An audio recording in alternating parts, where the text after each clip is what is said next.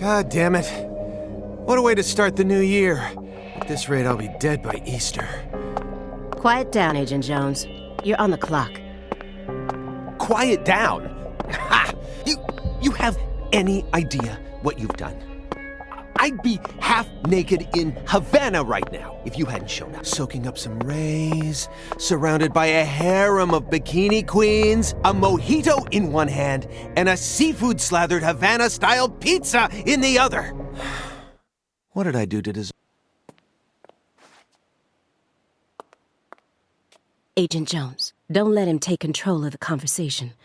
The moment you let your guard down, he'll strike.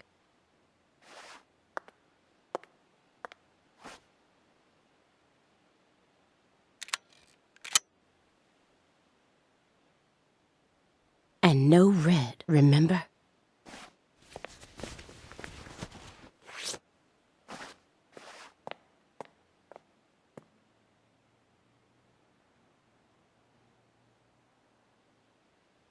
It's open. Come on in.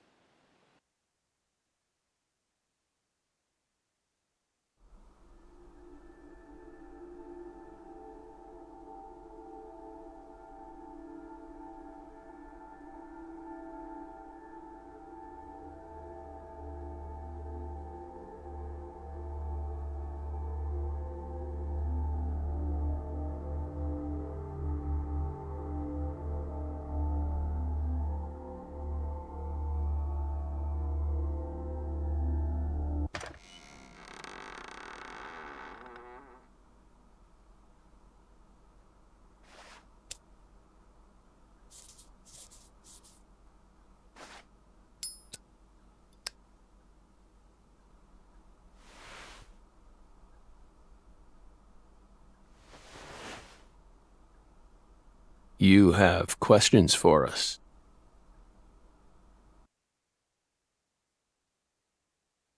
That's why you're here, isn't it?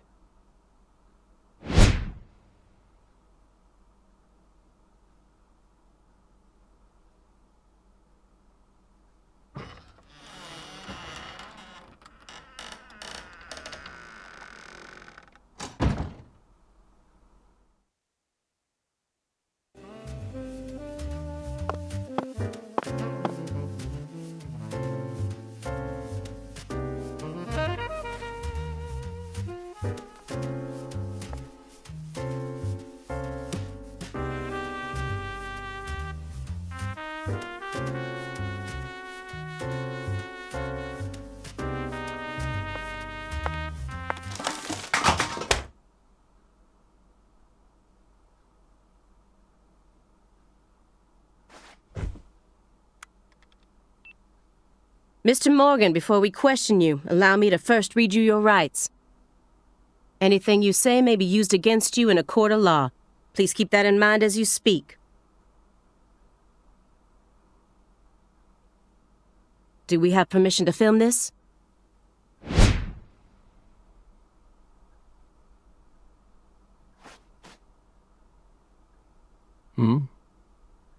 Don't worry, my fairy. They're free to do whatever they like. Something wrong, Mr. Morgan?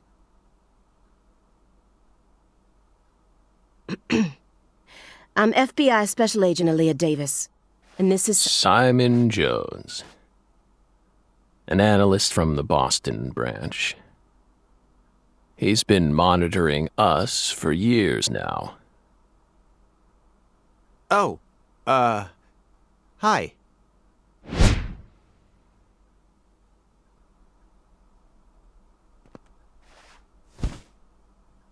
Seriously. A Southern belle and a lonesome loser who can't catch a break. Quite the uncanny duo. You'd be the perfect stars for the latest video game. Isn't that right, my fairy?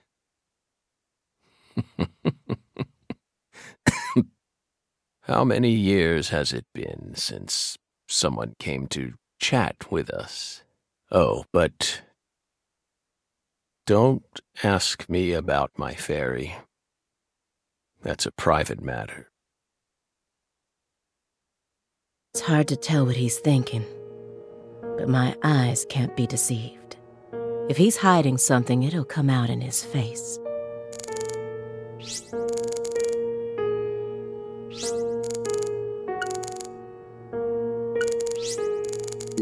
Letters of appreciation from the governor and the Department of Justice. They're caked in dust as if he doesn't even care about them. You solved many difficult cases across your career, utilizing your own unique M.O. You've expertly cracked cases that were otherwise thought to be unsolvable. According to our records, after joining the FBI in 2002, you quickly solved 2 drug ring-related kidnapping cases. In 2003, you solved the inside-out flesh skinner case in the suburbs of Pittsburgh. In 2004, the Jeffrey Dahmer wannabe case in Milwaukee. And also the stuffed human collector case in St. Louis that very same year.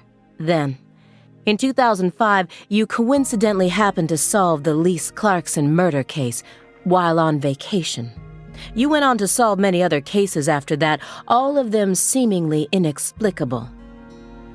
Did you really solve these cases all on your own?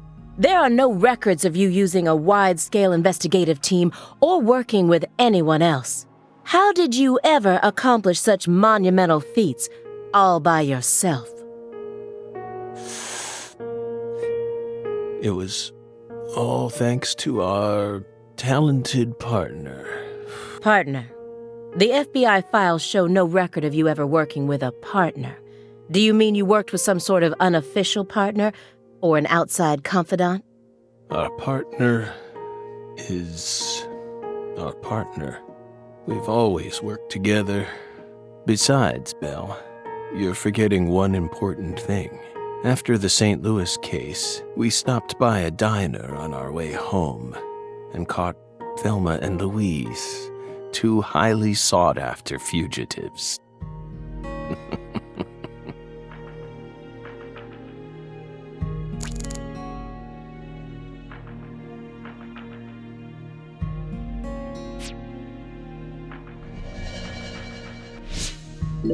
This smell. It doesn't surprise me at this point, but it'll be problematic in court if they decide his testimony is unreliable. I won't get another chance to talk to him face to face like this. I need to get him to stop smoking that for a bit. Excuse me, Mr. Morgan, but would you please refrain from consuming that while we speak? I'm talking about... yes, that.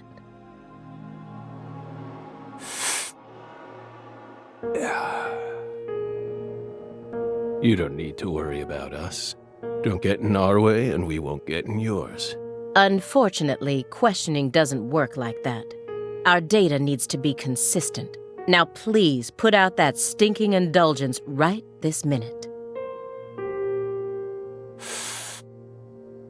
What if we say no? Then I'll put it out myself, using force. Whoa, whoa, Aaliyah! This is Morgan's house. Besides, it's legal in Massachusetts for individuals to consume cannabis in the comfort of their own homes. And I mean, come on. It's medicinal. Exactly. Francis Zach Morgan. He was once an FBI special agent, an extremely talented one. At least that's what they tell me. Perhaps he was a little too talented. Hey, Belle. Why are you dressed so handsomely? What are you talking about? The thick black accessory wrapped around your neck. That's a male necktie. The color black represents confidence and interest in the self. And your decision to wear a male tie symbolizes your declaration of war against a predominantly male society. Or perhaps it's a psychological barrier meant to hide the weakness that dwells deep within your psyche. We admire your bravery. I thought you retired from profiling. Bullseye, huh? You're an easy one to read. In order to think with society, a man must first gouge out his eyes and cut off his ears. Don't judge a book by its cover. For someone who's supposed to have been one of our best, you've got an awful eye for people. Or did all that smoke and kill all your little gray cells? Okay, Aaliyah, that's enough. She's smart, but she's also more of a shrew than she lets on. Agent Jones, that's sexual harassment.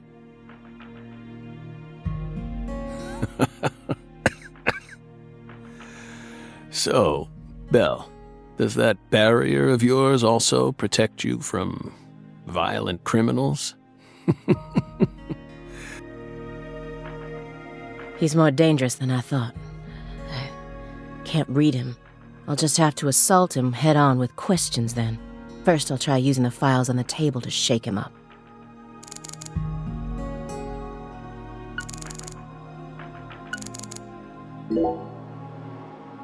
Mr. Morgan, may I ask you a question purely out of curiosity? If it makes you uncomfortable, just let me know, and I'll retract it. Belle, what's wrong? You sure put a lot of effort into that approach. It's a question about death. About this body? Are you afraid of what's coming? Think carefully about why we're smoking this, then ask us again. Honestly, we're not afraid. Rather, we find it intriguing. Intriguing. Yes. Belle, have you ever been to the Grand Canyon in winter? No. In the dead of winter, the Grand Canyon is terribly cold, colder than you could imagine. A cold that no photograph could ever express. The sun. Powerless. And the temperature drops below zero, right in the middle of the day. Meaning? Meaning, you can't really understand something until you experience it for yourself. If you want to learn more about us, you need to gain more experience, Belle. An ornate antique chessboard. Looks like he stopped halfway through the game. But who was playing with him? That chessboard looks rather old, and you can't even buy those ivory pieces anymore. Right, they were banned by the CITES Treaty. That was made in France in the 1900s. We know it's in bad taste, but the weight of the ivory just feels so good in our hands. You play chess alone? Is that a crime? No. But it's a hard game to enjoy when you're all by yourself. He's probably just replicating famous games, or trying to solve problems from a chess workbook. Right, Morgan? I may not look it, but I'm actually a bit of a chess nut myself.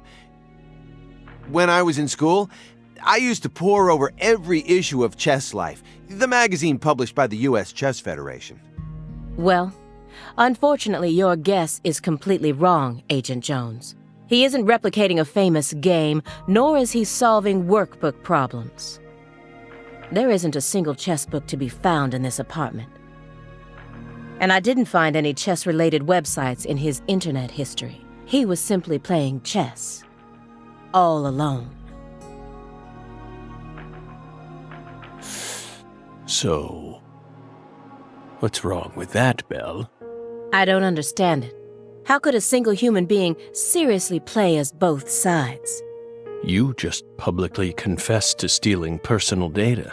Seems like that's a much bigger problem. Oh no, everything was done in a perfectly legal manner. We simply happened to intercept a handful of data being sent out from an unknown origin. Ooh, now she's really trying to scare us. Did you hear that, my fairy? Serious nightmare fuel.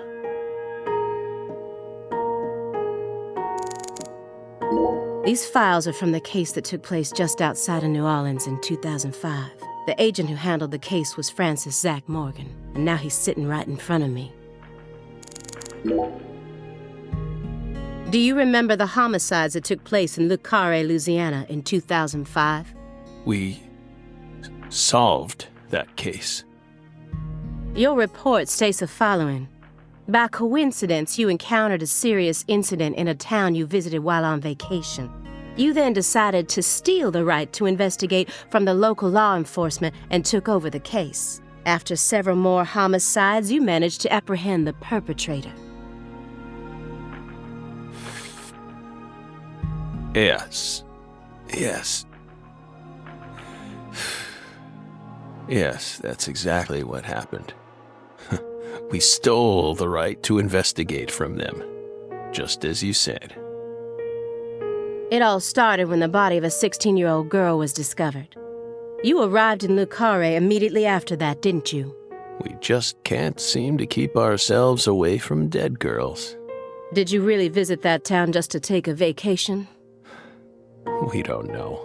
If you already have the report, then we suggest you read it, Belle. Either way, that case is closed. Closed?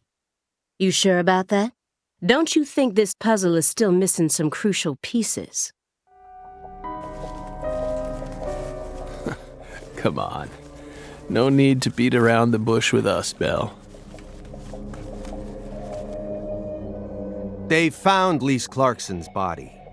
It was hidden deep within the Clarkson Food Delivery Services cold storage warehouse. After 14 years, we finally discovered the body of the very first victim. Do you know what this means? That's why we're here. The first victim in the case he solved, Lise Clarkson. And this is a photograph of what she looks like now. How will he react when he sees it? A body that went missing for 14 years was suddenly discovered frozen in a warehouse. This is some kind of message from the victim to us. We're pleased that her body turned up. Deeply pleased. You claim to have closed this case, but now a lost body suddenly surfaced. Aren't you curious about the details? Body or not, we already solved that case. Lisa's body can't change anything now. And it certainly has nothing to do with us. I suspect the body was stored there rather than abandoned, due to the unnatural state it was found in. She was found frozen in a storage unit. Therefore, she looks exactly the same as she did when she disappeared. In fact, she's in such good condition that we can even determine the murder weapon and cause of death. Well, good for you. Even stranger is how unbelievably beautiful she looks. At first glance, few would guess she was a murder victim at all. She looks more like a piece of art, or a mythological figure from a painting. This keeps getting better and better. Better and better? Isn't that right, my fairy? A corpse as beautiful as a goddess. Sounds just like our story. Yes. Yes. That went okay. Now I'm sure that Morgan's hiding something. I may be able to get what I want if we go deeper into the documents. A halfway finished chess game. I think he was playing both sides by himself. If it was merely for entertainment, it wouldn't be a problem. But I know that every action he takes has its own special purpose, especially now that his remaining time is limited.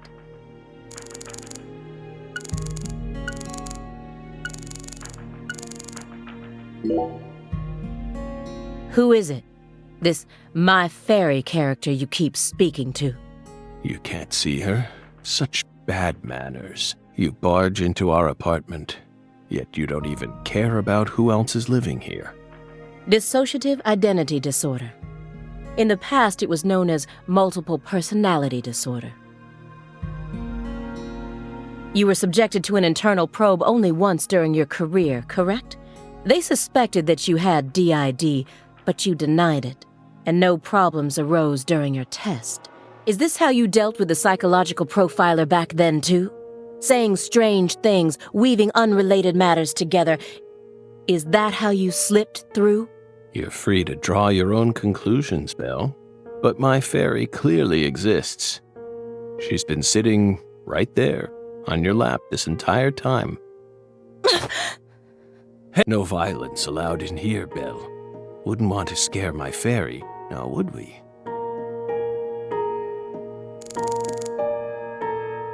He didn't so much as twitch when he saw the picture of the body. He's even tougher than the rumors made him out to be. But I was prepared for that.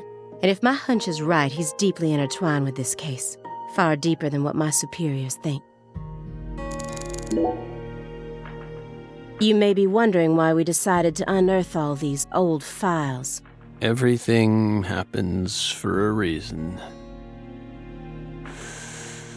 The moment Lise Clarkson's body was found, we did the best we could to start our own local investigation.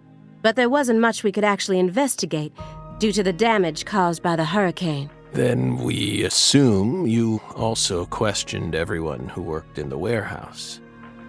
Of course. We questioned all the Clarkson Food Delivery Services employees who staffed the warehouse and its owner, but we still have yet to obtain any key testimonies. Par for the course with a 14-year-old case, if you ask me. Not to mention how bad the timing was. Most of the employees were on vacation. So, you gave up on the investigation and came to see us instead.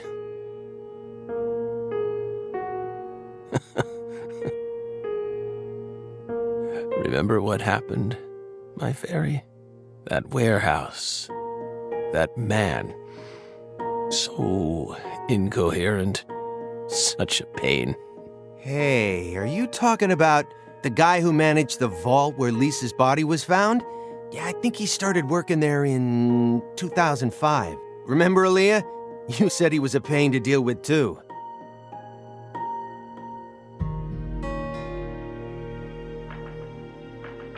The large man, yes?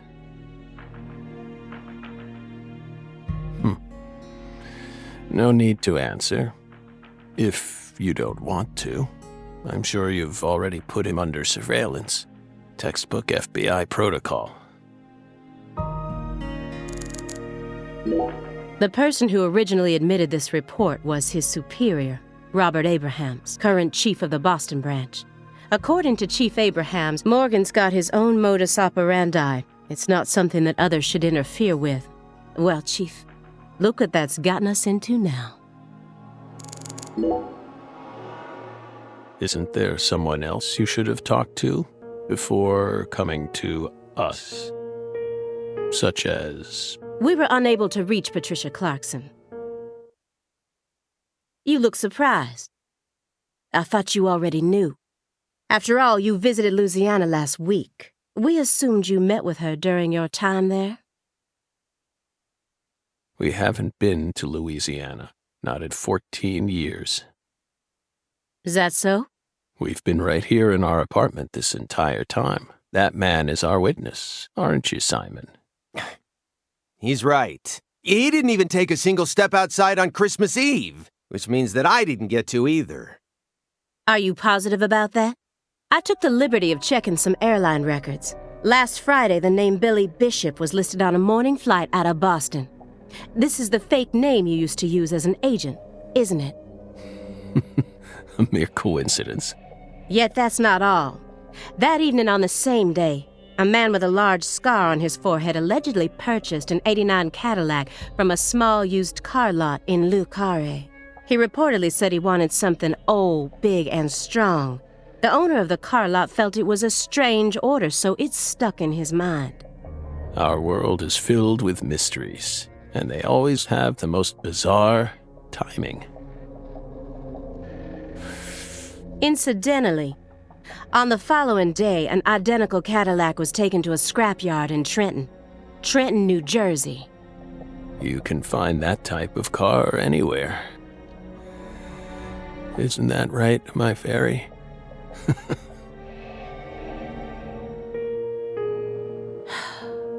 Morgan's right. Everything happens for a reason, even this messy room. There must be a reason for it, especially when it comes to those strangely tidy spots. They're practically begging me to question them.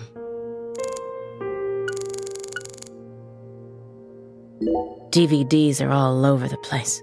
I know that he's a shut-in, but this still seems like way too many for one person. And I've never heard of any of these titles before.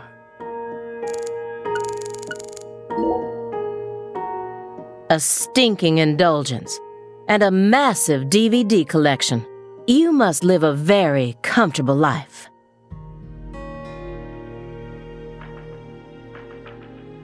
We're retired, remember? Retired in your 40s. I'm envious. But who doesn't love movies, Belle? I'm not a fan. Oh, that won't do. You should dedicate all the free time you have to watching movies. It's practically an unwritten law. Films guide us. Films are filled with every important life lesson there is. Is that so? For example, They Live, 1988, directed by John Carpenter. That film taught us a valuable lesson. Always put on your sunglasses before a fight. You know, you've got a point. Movies teach us about everything we need to know. I learned about the right way to eat frozen pizza from Cobra. It's one of Stallone's best films. Before that, I wouldn't be caught dead trying to eat frozen pizza. I thought it wasn't fit for human consumption, but that film changed my life. Simon, that has nothing to do with the film. You're just talking about pizza. Poly-MVA supplements and a home IV kit. It's probably filled with highly concentrated vitamin C. He said that being on the verge of death is intriguing. But then why does he have such an elaborate home medical care setup? How does he truly feel? Do you like fresh vegetable juice? Why would you think that? There's a juicer in your sink that hasn't been washed yet. And do I smell the faint fragrance of baked beans? You didn't use much salt, did you? What are you implying? You just told me that you find impending death to be intriguing. That confused me. When I look around your room, all I can see are the many ways in which you're resisting death. Poly-MVA treatment, highly concentrated vitamin C IVs, fresh vegetable juice, vegetable protein without salt, gallons of vitamin D milk for fat and calcium. The ambivalence, yes. What? Two contradictory emotions, mixing, coexisting together. An adult, mature mind is never satisfied with only one response. It's common sense. Isn't that right, my fairy?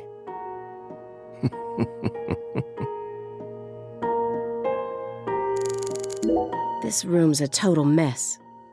But certain spots look perfectly clean. Is it just a coincidence? No. There are no coincidences with this man.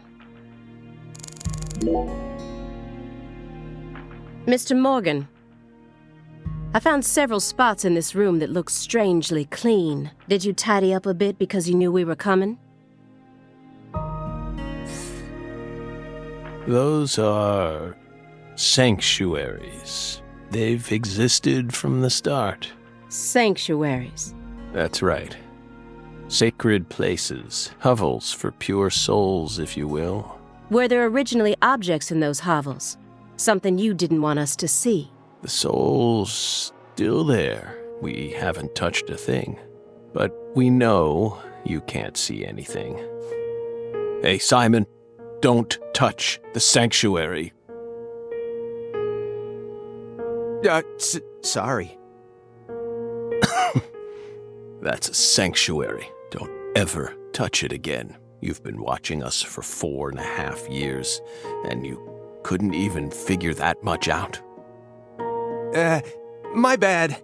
It's my first time actually coming inside, you know. You're earning far more than you deserve then.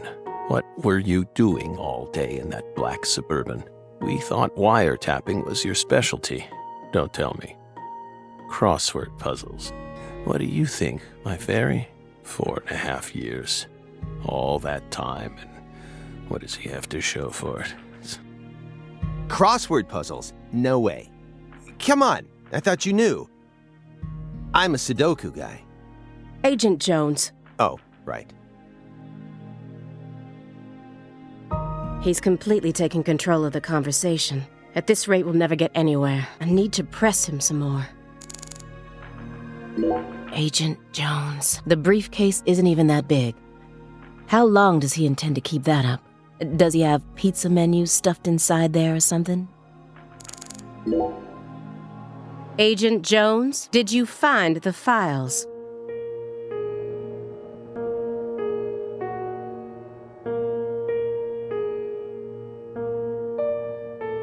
Mr. Morgan, do you recognize these files? Whoa!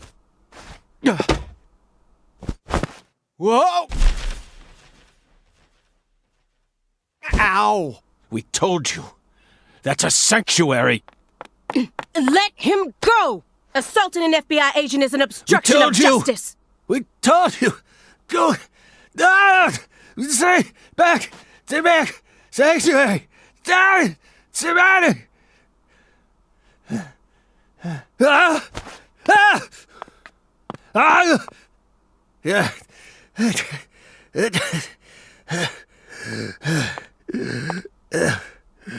Mr. Morgan? Ah!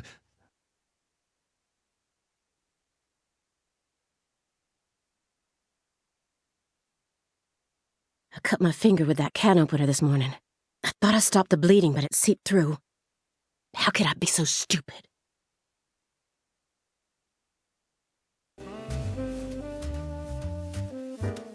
Everything should be fine now. I'm sorry for being so careless. I made sure to read through your file and learn about your condition. The color red, such an unusual thing to fear. Please, accept my deepest apologies. I'm sorry too, Morgan. I don't know what I was thinking. I'll never touch one of your sanctuaries ever again. And no more red, either. Don't ever touch one again. Now, may we return to our discussion? Oh, don't worry. I won't let them touch you again. Strangely enough, this man has a fear of the color red, and I believe that fear is connected to the Greenville case.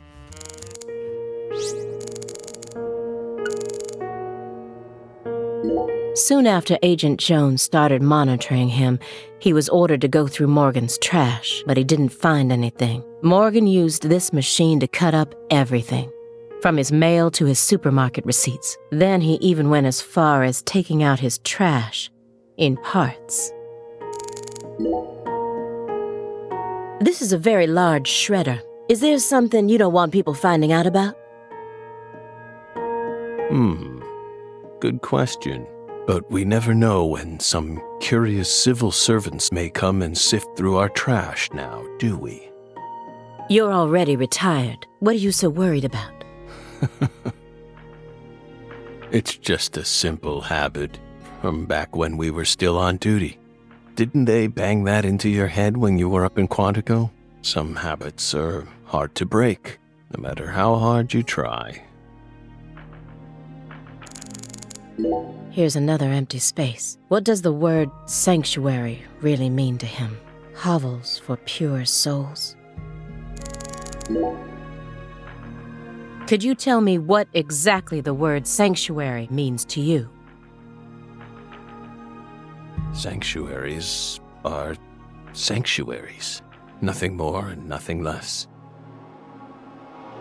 That doesn't explain anything. Why do you wish to know? Just curious. Belle, you're a much ruder person than you initially seemed to be. Don't you agree, my fairy? What do our sanctuaries have to do with the investigation? If you're out of questions, then how about just going home? Hey, mind if I jump in here? What is it, Simon? We hope you've got a real question for us. Well, actually, I'm also a little curious myself. No one's supposed to touch any sanctuary, right? That's what we said. What about you, though? You can't even touch them yourself? Are there any extenuating circumstances? What are you getting at? I mean, I doubt if any of this really matters, but if no one can touch the sanctuaries, then how do you clean them?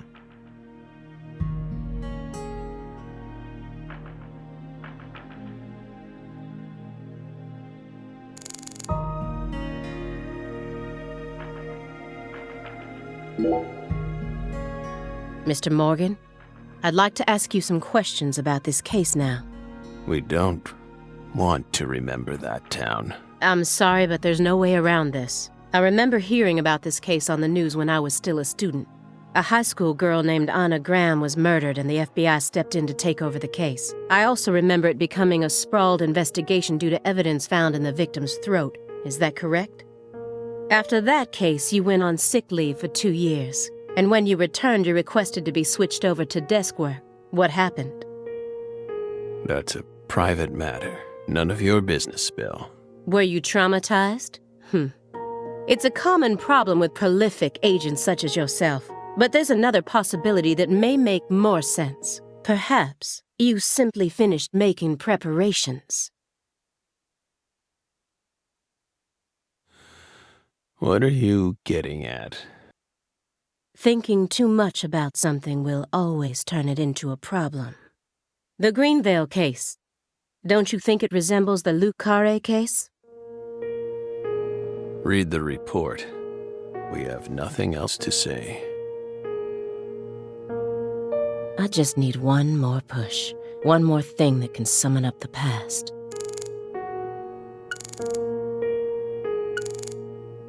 Looks like another old antique. He collects milk cartons but treats valuable antiques like trash. What's going on in his head? The silver clock in that trash pile. Is that an H5? That's right. John Harrison's 5th chronometer. Completed in 1770. After many years, he completed it and presented it to the Board of Longitude in order to end their feud with him. That's only a replica, of course.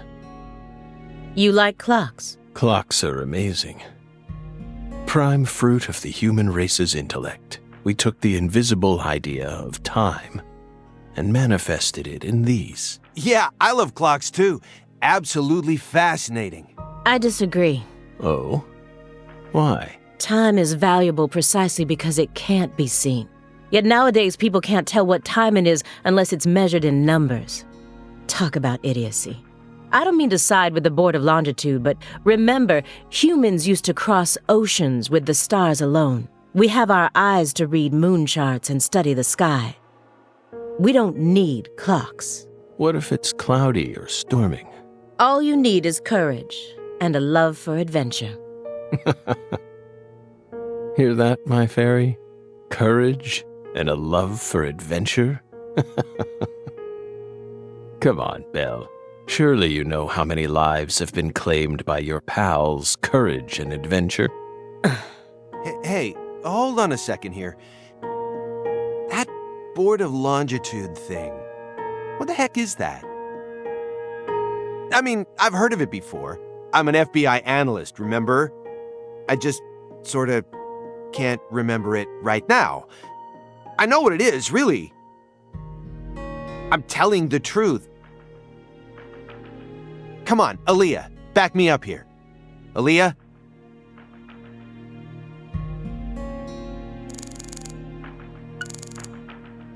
A jar of honey with honeycomb inside it. There's nothing strange about it, but it still gives me a weird feeling.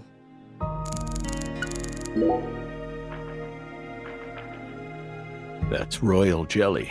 Huh? You were staring at the jar, weren't you? Do you find it strange that there's honeycomb inside? We wanted to harvest royal jelly in its most natural state. The queen's main food source, created from the worker bee's secretions. It's a perfect food, filled with power, meant to fuel the birth of the next queen. By absorbing it into our own bodies, we too can acquire that power.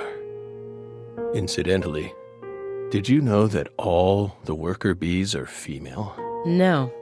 Guess they didn't teach you that at Quantico. Male bees are only born to inseminate, and they're born from unfertilized eggs to boot. They have short lives and don't even get stingers.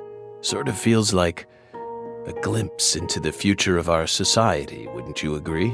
Women are gifted with the power to conceive, give birth, and nourish their children.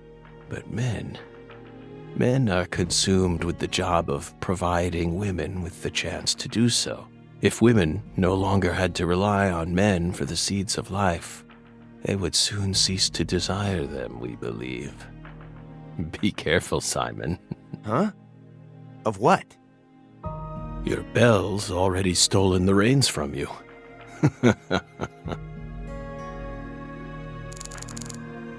A picture of a leaf. This isn't just a picture of any leaf. It's the most important leaf. The belief in truth begins with the doubt of all truths in which one has previously believed. It's time to get down to business. Mr. Morgan, please look at this. What did we just say? We don't want to remember Greenvale. This isn't a photo from Greenvale. Look closely at it. Former Special Agent Francis Zach Morgan.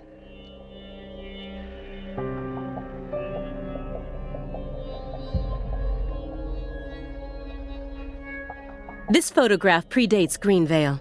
It's from the Le Carre case you worked on in 2005. Red tree.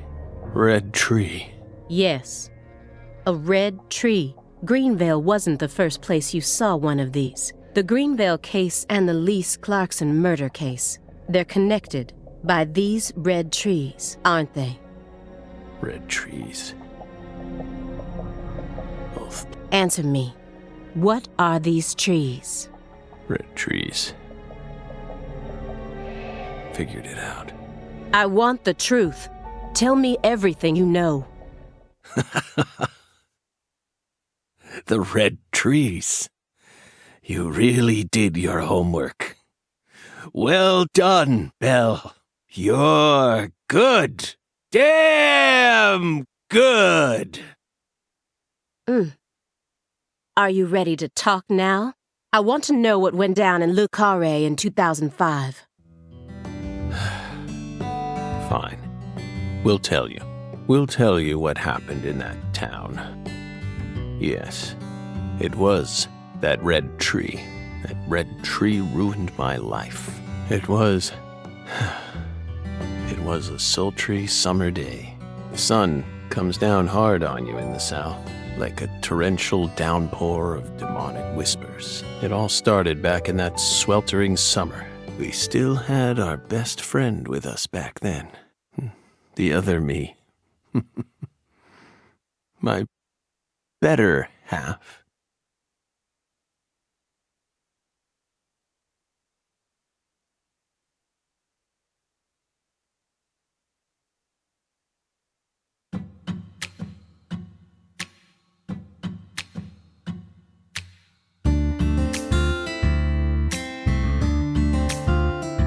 Never a choice. When somebody needs you, you can't turn away. You're their only lifeline, just a hero, a bullet for hire, working alone. Always a voice, a cry in the darkness, an echo of pain that's been long forgotten, but it haunts me, my destiny to be alone.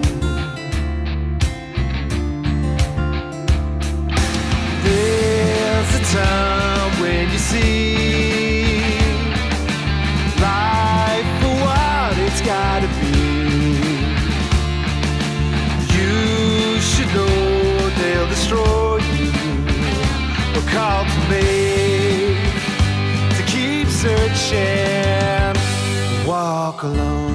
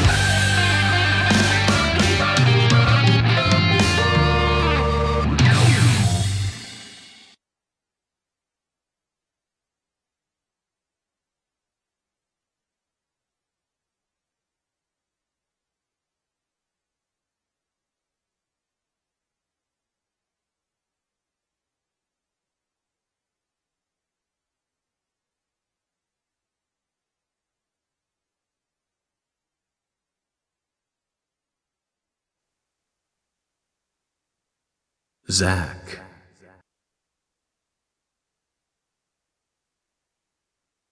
Zach. Can you hear me, Zach?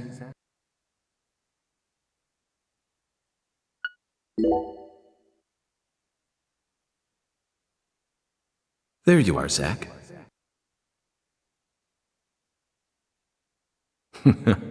Sleeping again? Well, rise and shine. It's time for us to head back out into the chaos.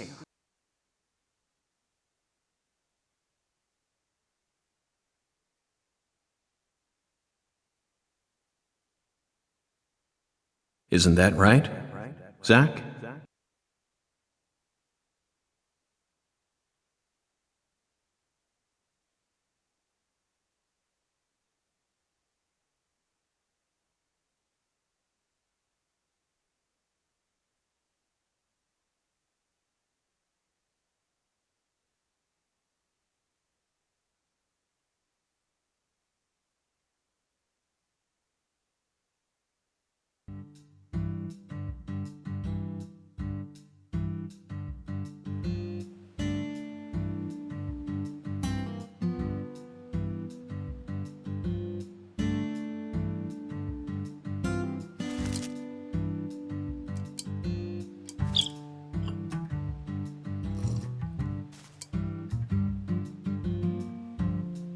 Zach, it looks like she wants us to join her for breakfast.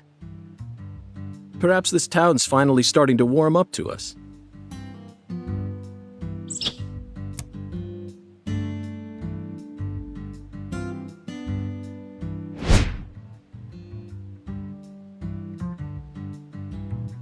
Look at that, Zach.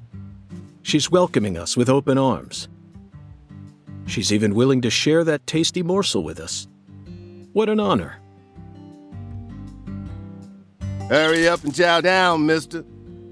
Unless you like your breakfast stale. What an amazing place.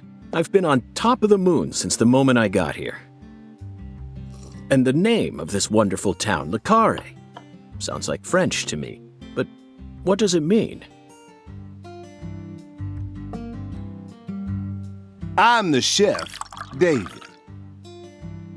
If you want to know about the town, you'd better ask the concierge. Only amateur chefs flap their gums about stuff that ain't food related.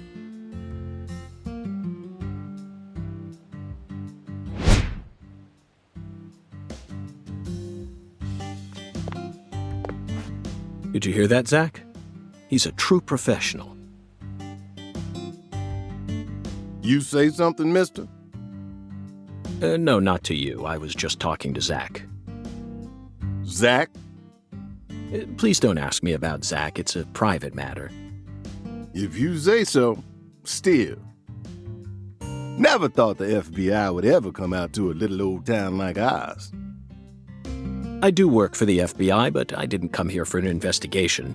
I just happened to stop by on my way to New Orleans. Never thought there'd be a murder out here either.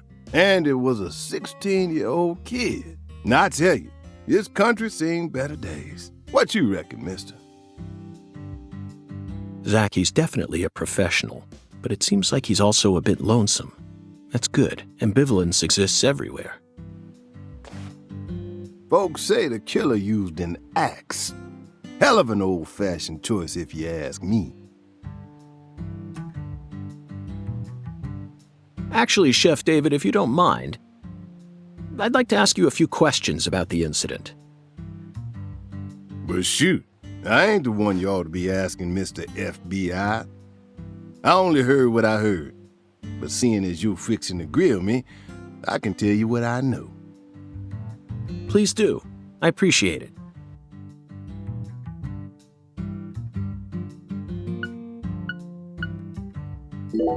You said the victim was a 16-year-old. Did you know her? Well, sure. I reckon the whole town did. Meaning?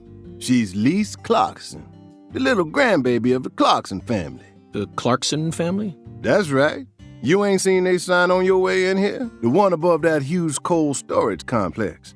Should have had a dragonfly on it. Anyway, that's the Clarkson family seal. They own most of the land around here, from the sugar plantations right down to the food processing plant. Yeah, I reckon they got a stake in just about everything. They even own the water tower on the edge of town, you know? They're the ones who built up this town, and they still support it. What do you know about the Clarksons' house? Now, I ain't got nothing bad to say, but I'm gonna talk straight to you. You best steer clear of that place. That family ain't just some gang. They're a whole different kind of beast. They folks with real power. Remnants of the good old boys who shaped America in the early days. Especially the head of the family, P.J. Clarkson. He's the kind of monster who goes around eating other monsters. And I'm sure he's on edge now with his granddaughter getting murdered and all. So don't go barging in with that shiny FBI badge of yours and think you'll be safe for nothing. Things are different down here. So if you plan on sticking around, you best remember that. I see. I'll keep that in mind. Is the local law enforcement investigating the case? Shoot, mister, what you think? Now, I told you this ain't no city. We in the bonafide boondocks here. They got to know how to break up fights and keep folks from killing each other when they pissed you off. They sit down and talk it out with you heart to heart, and when that don't work, they just beat your ass. That's the Deep South for you. This murder ain't like that, though. A little kid got killed. A weird way. Like something on a TV show. The sheriff's department ain't never seen nothing like this. Live and Let Die, Angel Heart, and the Pelican Brief, right? 9 out of 10 people will name those titles when you ask them to think of a film set in New Orleans. They're all excellent movies, but to me they lack realism. Due to my line of work, I have a tendency to think deeply about what feels real and what doesn't. What's your point? Cat People. That's my point. Cat People, 1982, directed by Paul Schrader. The crowning achievement of Nastasia Kinski, the ultimate muse of the 80s. The most vital element of that movie is the reality it depicts. Leopards who turn into humans have intercourse with humans and turn back into leopards. Then they can only turn back into humans again if they mutilate their lovers. I was awestruck by the sheer reality of it all. Understand? I'm talking about hyper-realism. After watching it, I felt like I just had to experience the world of Cat People for myself. That's why I decided to visit New Orleans. Okay. Another vital element of Cat People is the presence of Malcolm McDowell. Malcolm McDowell from Blue Thunder. Oh, talk about a masterpiece. Listen carefully, David.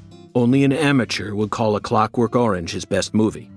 His best movies are Cat People and Blue Thunder, period. You need to remember this, because it's the truth. Whatever you say, mister. So, what's your point again? Never mind, don't worry about it. I already covered all the important parts. When you say it was like something from a TV show, what exactly do you mean? Hey, mister.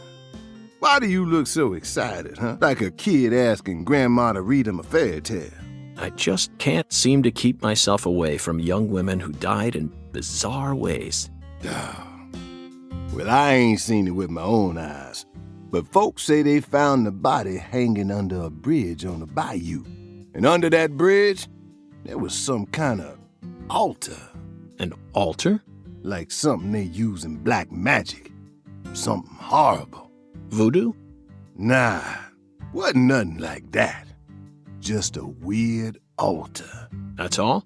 Oh, and the body was all cut up in pieces, scattered around the altar like. So she was sacrificed? That's what the fella who discovered her said, yeah. Bingo, Zach. This case has got our names all over it. By the way, Mr. FBI, I ain't seen a car in the parking lot. How'd you get all the way out here, huh? Don't tell me you walked. Well, that's a very good question. Chef David, you've got a sharp eye. It's true that I didn't park my car in your parking lot. Do you know why? Can't say I do. Because it was stolen. Huh? But you with the FBI, right? Even FBI cars can be stolen. It could happen after you park your car on the side of the road and go off to do some legwork. When you're eating lunch, when you're watching a movie, when you're asleep at night, when you're buying cigarettes at the local supermarket. Your car can be stolen anywhere. That's precisely what it means to be an FBI agent. In my case, my car was stolen while I was on my way down here. But no need to worry. I already reported it to the local authorities. And I've also already acquired another mode of transportation. Another mode? Want to hear the details? Not really, but I'll listen if you want me to. Then please do. After I finished my work in Houston, I flew to New Orleans. Then, I rented a car at the airport. Whenever I visit the West Coast, I always rent a convertible, especially in California. But now I'm in hot and sticky Louisiana, so I decided on a brand new hybrid car with a fully equipped air conditioning system. A hybrid car? Oh yes, they're marvelous. Vehicles that utterly defy everything you think you know about cars. Now, in the year 2005, it feels like we've finally entered the 21st century. Stomp down on the gas all you want. The engine won't make a sound. It's silent? At first, I felt like the landscape was moving past me on its own. Give it a few more years, and I'm sure we'll start seeing cars that run purely on electricity. Who knows? In a decade or so, electric sports cars may end up lining the parking lots of Silicon Valley. I can see it now. It's the world of The Last Starfighter, 1984, directed by Nick Castle. It's famous for being the first film to utilize realistic CG, but I couldn't care less about that. See, I was mesmerized by the beautifully refined mech designs. It even made me wish that I could be one of them myself, especially the Gunstar spacecraft. No other sci-fi movie has ever had. So, where'd your hybrid car get stolen? Sorry, I got off topic. I noticed it was missing after I finished my lunch and walked out of the diner. Incidentally, this diner was located at the entrance to a small town just south off the I-10. I went out to get back in it, but my hybrid car was nowhere to be found. I remembered exactly where I parked it, right between a blue pickup truck and a hedgerow. But when I came back from lunch, it had completely vanished. In short, someone stole it, and in its place, they left me this. What? A skateboard. A skateboard? Yes. While I was sliding my lunch into my stomach, someone was busy replacing my brand new hybrid car with a wooden board attached to 4 wheels. Remarkable, don't you think? So then how did you get here? By riding the skateboard, obviously. Why do you look so surprised? No, I couldn't ride the board very well at first. But by the time I hit the 3-mile mark, I'd more or less gotten the hang of it. By the 10-mile mark, I'd even learned to do a few tricks. It was a journey of self-discovery. Not even I knew I had this latent talent sleeping inside me. This summer's gonna be another hot one. It's supposed to get over 95 today. Watch out you don't go getting heat stroke. The Lise Clarkson case needs us. Don't you think so, Zach? The cat people are what guided us to New Orleans. We should be thanking Malcolm McDowell. Once we get home, let's watch Blue Thunder again. I'm already looking forward to it. Aren't you, Zach? Zach, the searing light. These scents. It's the deep South. That was a fabulous breakfast. You're the world's greatest chef. Wait, mister. You didn't take a single bite. Well, the tea was to die for, but I'd prefer coffee next time. What would a morning be without coffee?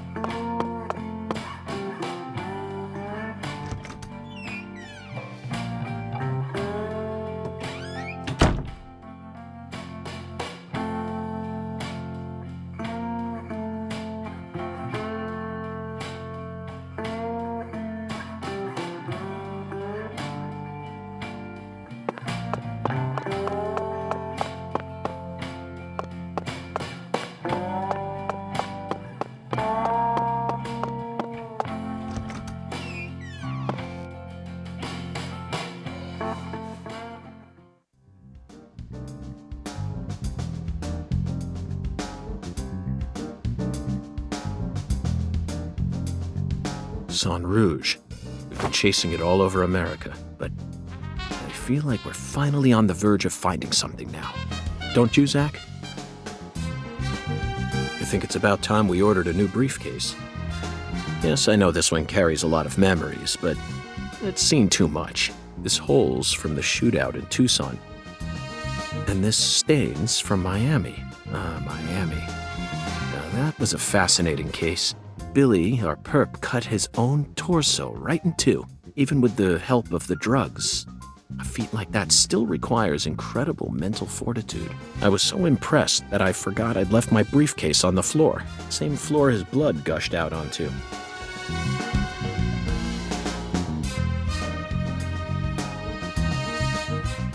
I know, Zach, I know. Now isn't the time for a trip down memory lane.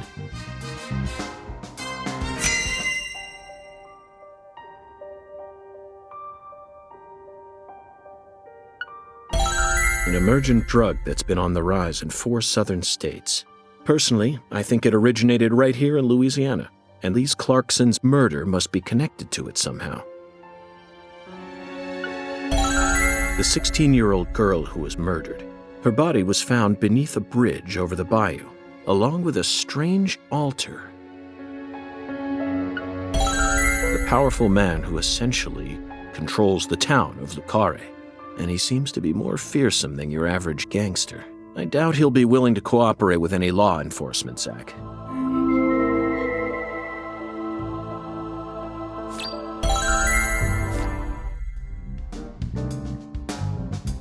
You know, I keep thinking about that movie we stopped to see on our way here, Zach. The Island, 2005, directed by Michael Bay. For a movie being shown at a cinema complex, it was surprisingly artistic. An experimental setting mixed with hard-hitting drama. It was art house sci-fi. That director's going to change the history of art house films. Are you following me here? This is another special film that's setting a new standard, just like Star Wars and Blade Runner did. This is a turning point, Zach. You may be witnessing the birth of a vital new word that will soon become a part of film history. Yes, this single movie may be responsible for creating a whole new genre several years down the line, a genre known as island movies. I sure like the sound of that. Don't you, Zach?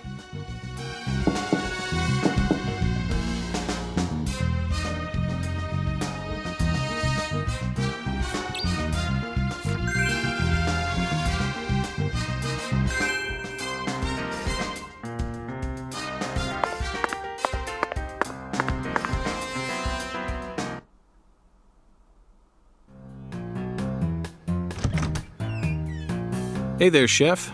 What's cooking? Chef, what are you talking about, sir? I'm the concierge, David.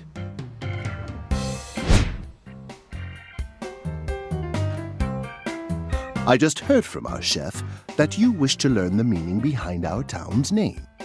Yes, I've gathered that Le Carré is French, but does it have any special meaning?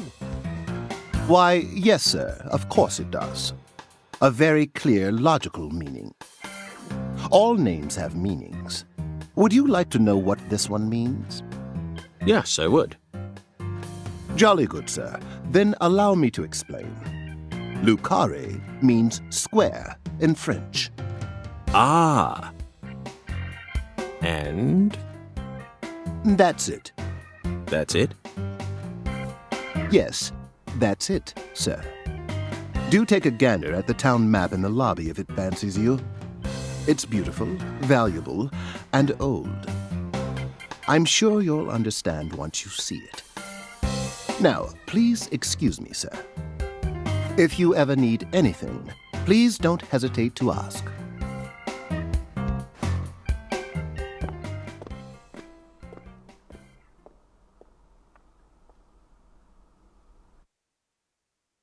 Did you see that, Zach?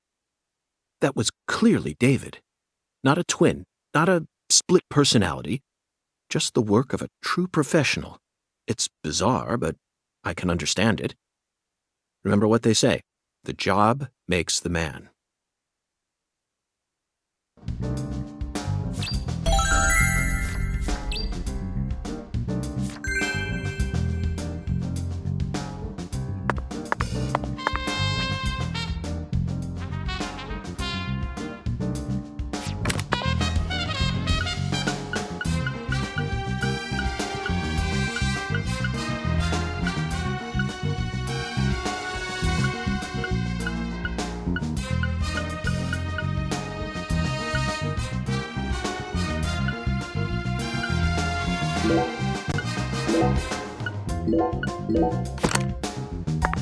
I'm very satisfied with the decorations and the size of this closet, Zach.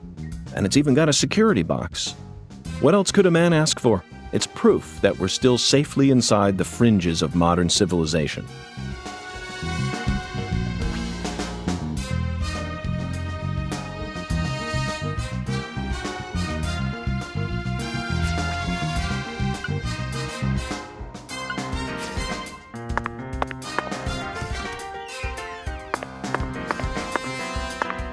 Due to the nature of our work, we've had to stay at hotels all over America. But Zach, do you know what I hate most about living out of a hotel?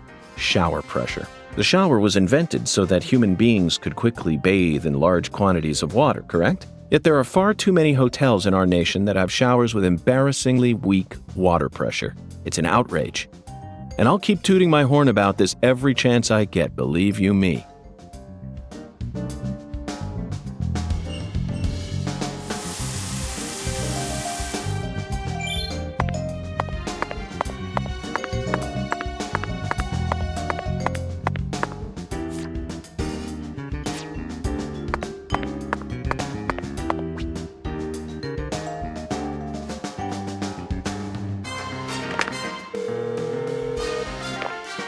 Do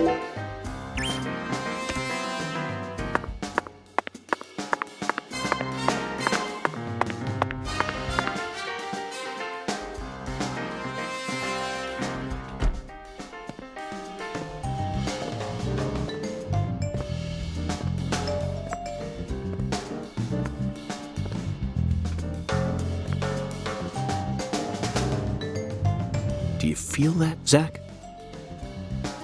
Dozens of paintings no one will ever see. The faint scent of tobacco baked into these walls for over a century. Now that's what I call a hotel.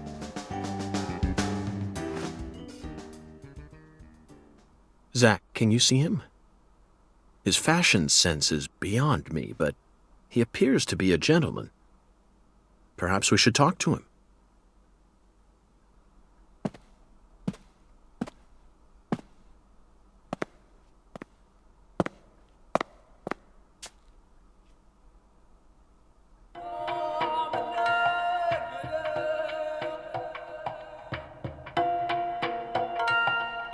Nice tie. Did you buy it here? It's been a long time since someone spoke to me. No one these days ever tries to see me. They can see what's far in the distance, but are blind to what's in front of them. No.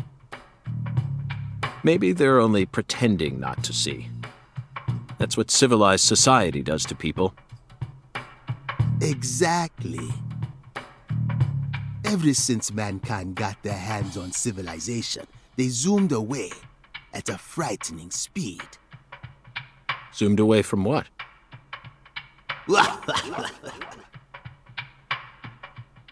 Don't be a fool. You know the answer. As for me, just call me Hoongan. Hoongan.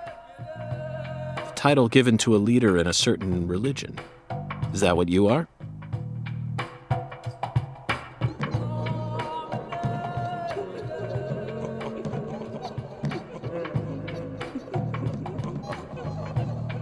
Do you comprehend the Oracle? The Oracle? Put on your religion hat, Zach. Here we go. Fell 10 maidens in the shrine of hunger. Find the flying serpent in the ambiguous zero. Dance with the flying serpent, and you will glimpse the other world. 10 maidens and an ambiguous zero. Got it. But what do you mean by otherworld? Follow the Oracle.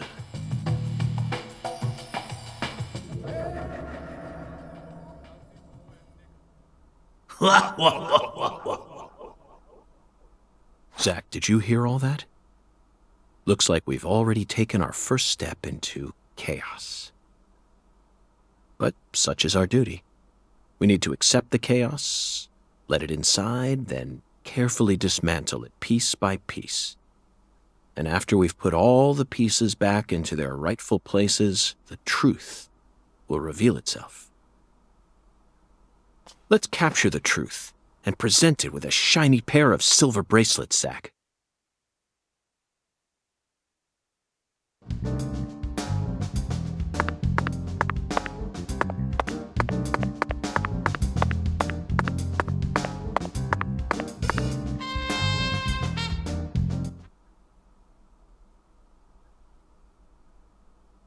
Zach, this is Lucare.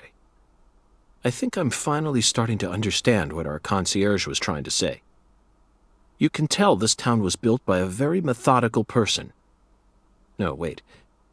Maybe they just didn't care, and that's why it ended up this way. It's just another symbol of mankind's obsession with molding nature to fit our own rules.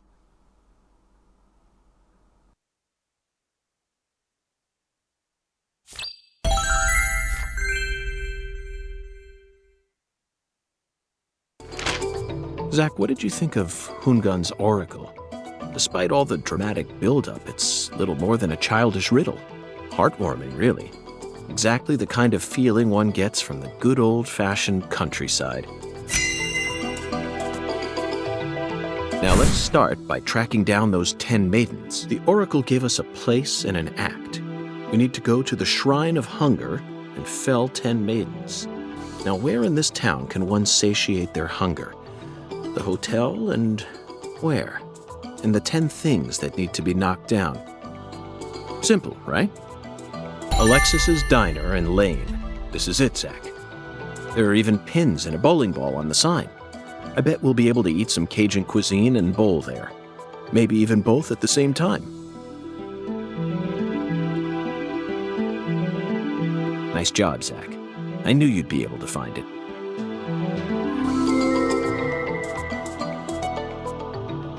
Now for the other Oracle. There's no flying serpent on this map.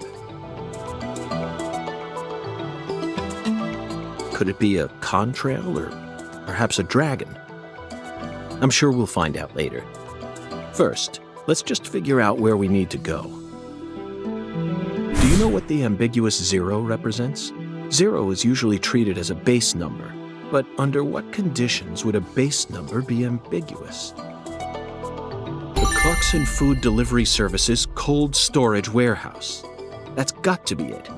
Even with this blazing sun in the sky, they can easily keep the temperature below freezing. Be honest now, Zach. You knew the answer from the very start, didn't you?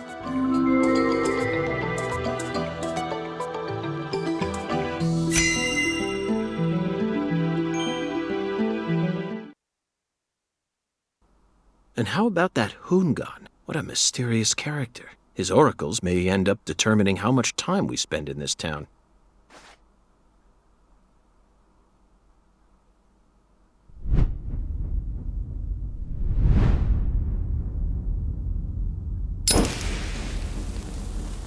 Sorry, boss, but this is a smoke-free hotel. If you're dying to smoke, head out the entrance and you'll find a smoking area in the rear parking lot. Don't tell me. You're the At bellboy. your service, boss. Are you good friends with the concierge and the chef? We work at the same place, yeah. But, I can't really say whether we're good friends with each other. We're all professionals, though. Nothing more, nothing less. I believe we've struck gold here, Zach. It just screams Deep South. Actually, no, it doesn't. This is all his charm. So, if I want to smoke, I should go out the entrance and around to the rear parking lot? Bada bing, bada boom. Okay. I'll play by your rules.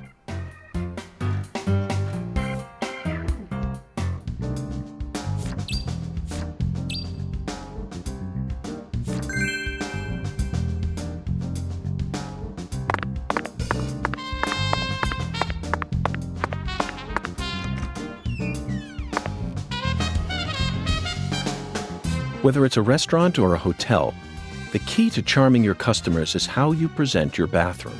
I'm sure you feel the same way, don't you, Zach? Now this is the kind of bathroom a person can really get excited about. It might even trump the one we saw in that drug dealer's house in Austin. Remember? The art piece on display in there utilized the natural curves of human ribs in such a novel way.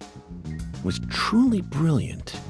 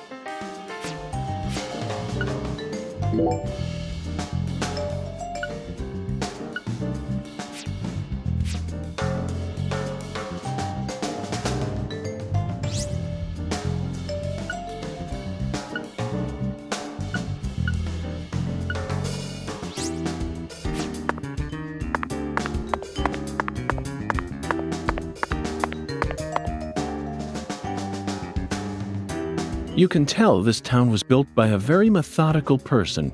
No. Wait, maybe they just didn't care, and that's why it ended up this way. Either way, this town clearly forced nature to bend to its rules. A perfect symbol of the human condition. Yes, I can feel the horrible weight of all the sins that have been committed here. Can't you, Zach? Hiya, boss. How can I be of service?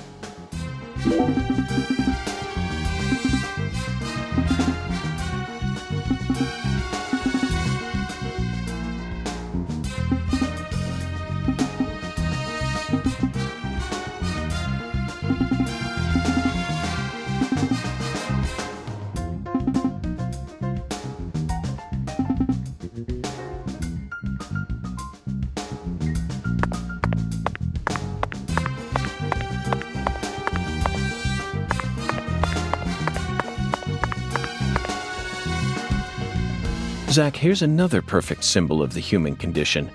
Hunting trophies. And it's a buffalo hunting trophy. Now that's a surprise. I've seen several trophies made out of human skin, but never a buffalo's. Looking at him brings out this strange feeling from within me. Yes, the very same feeling I got when watching a certain film from 1984, directed by Peter Hyams, 2010. The last scene in that film filled me with such a sublime, majestic feeling. It was filled with everything that was missing from the finale of 2001: A Space Odyssey. Just talking about it makes me want to watch it again. Let's watch it once we get home. Promise, Zach.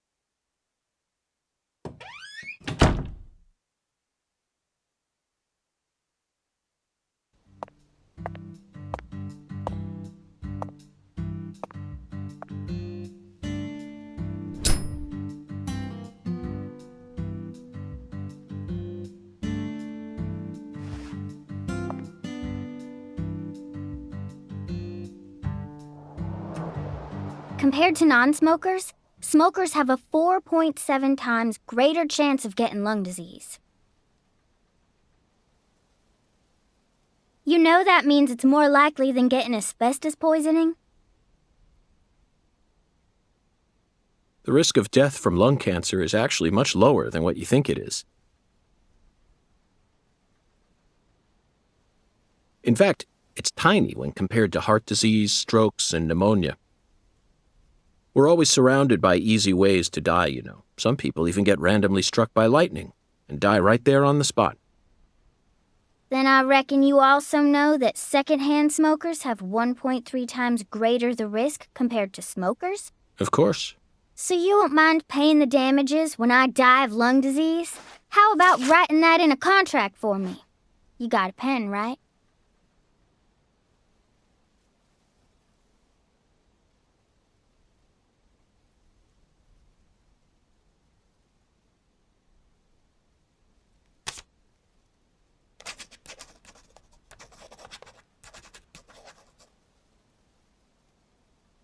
I promise to protect you from all the evil in our world.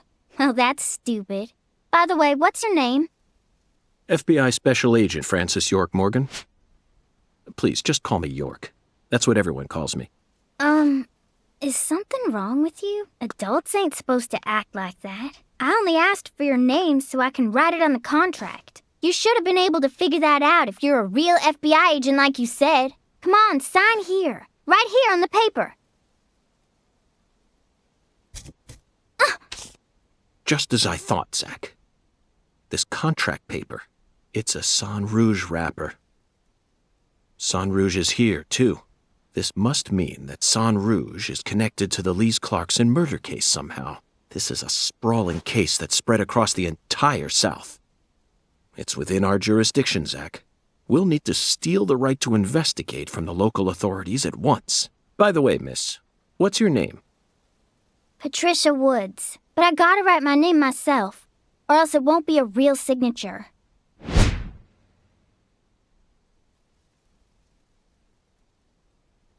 Tell me, Patricia, does this town have a sheriff, or is it under the jurisdiction of the nearest city police? Perfect timing.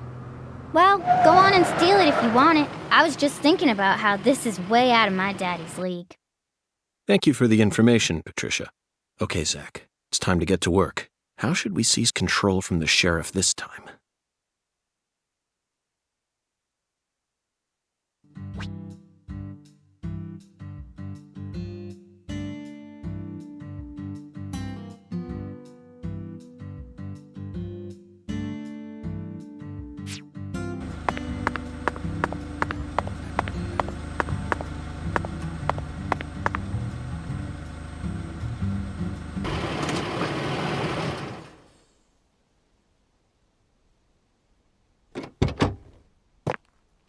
Hey there.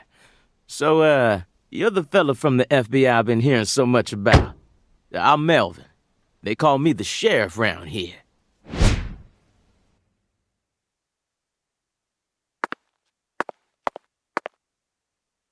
FBI Special Agent Francis York Morgan? But call me York if you can. That's what everyone calls me. Huh? Well, all right. Mr. York. How's that sound? Fine by me. I'm sure you figured this out, but our town's a small one. Yeah, folks are already busy spreading gossip about how some FBI agents come to town. Now, I reckon you came from the city. What was it? D.C., L.A., or New York? Anywho, in the city, it's normal not to know who your neighbor is. Fella who moves in next to you could cook up a dozen folks in his backyard and no one would bat an eye. That's the city for you. Now, I never lived in one myself, but I visited them a few times, so I know what it's like. All pigs must die in the city of wolves. Yeah! Now, does that sound badass or what? I bet you'd... Hey! I know, CLG. I'm just trying to make a little small talk, that's all. Anywho, round these parts, everyone knows each other's name. So lots of folks get leery when they see an étranger like you, and since it's my duty to protect the town, I thought I'd stop by and say hello. Zach, it looks like this sheriff is quite the happy-go-lucky type. A clear indication of just how peaceful this town is. Melvin, about the Lise Clarkson case. I knew you were here for that case. Can't put one past the FBI. So they even got eyes on the smallest of towns like us, huh? Our world is filled with information, and it's all within their grasp. FBI, the Federal Bureau of Investigation.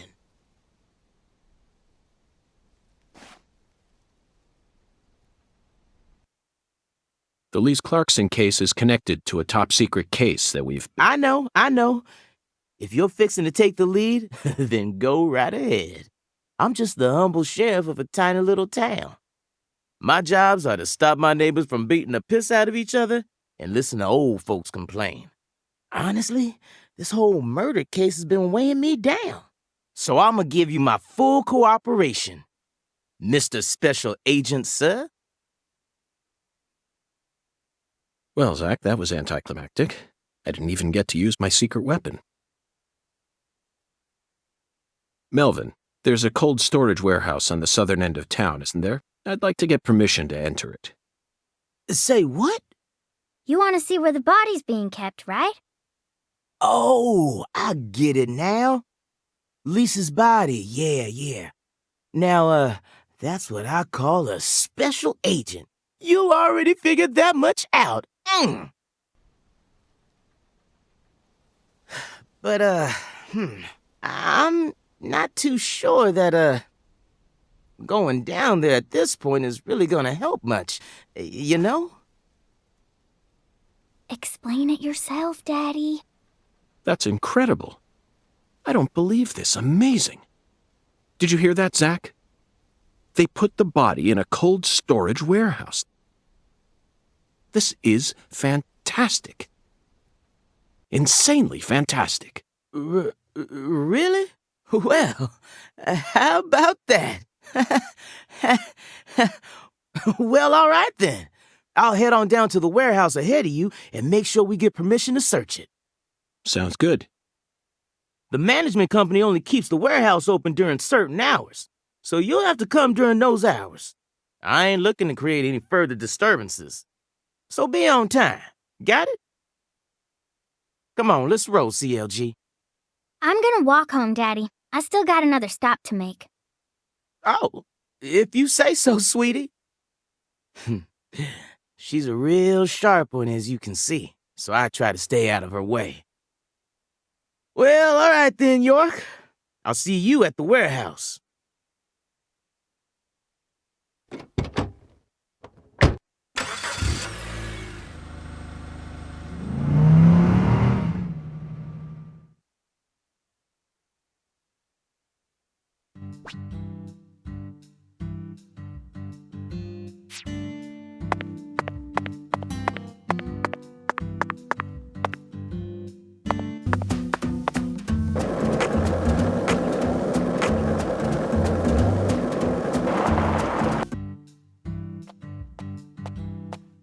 Hey, you. You ain't secretly cutting kids up and sticking them into jars while you work as an FBI agent on the surface, are you? Or using your FBI connections to sell kids to child trafficking organizations? I've arrested people who've done both, but I've never engaged in either of those activities myself. Of course, I have imagined doing such things in order to learn more about the psychology of the criminals I deal with. It was just a joke. Why are you getting all serious? And don't tell me what you imagine, or else I'll get scared of you for real. Hey, can I come with you? You signed a contract with me, remember? And besides, I'm kind of worried about my daddy. Do whatever you like. This is America, land of the free, but I have one condition. What condition? Don't ask me about Zach. It's a private matter. Zach, it feels like she's carrying something with her. Kind of reminds me of you back when we first met. I can't leave her alone like this. You feel the same way, don't you?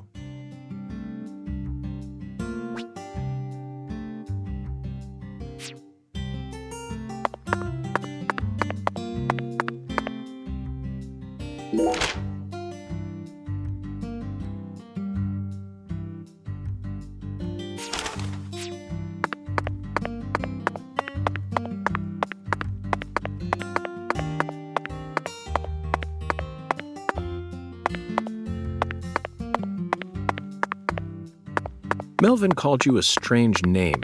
CLG, I think. What exactly does that mean? Clever little girl. That's what it stands for, at least. It's nice that he made up his own nickname for me and all, but it sounds kind of weird. I wish he'd call me something normal, like just Patricia or Patty, you know? Patty? Now that name's got a ring to it. I like it. How about Zach and I call you Patty from here on out? Do whatever you like. Weirdo. You're heading to the warehouse, right? You gonna go straight there? Well, I'm not sure yet. I'll have to talk to Zach. We're also on a mission to fell 10 maidens, you see. I'm eager to visit Alexis's diner and lane, but we've only just arrived in this town, so it might be nice to stroll around a bit. What? I thought you came here to investigate. Patty, you're still just a child. Why do you worry so much? We're born to be free, and this is America, land of the free. You should always feel free to do whatever you want. Isn't that right, Zach? Maybe I shouldn't have come with you. I'm getting kind of nervous now.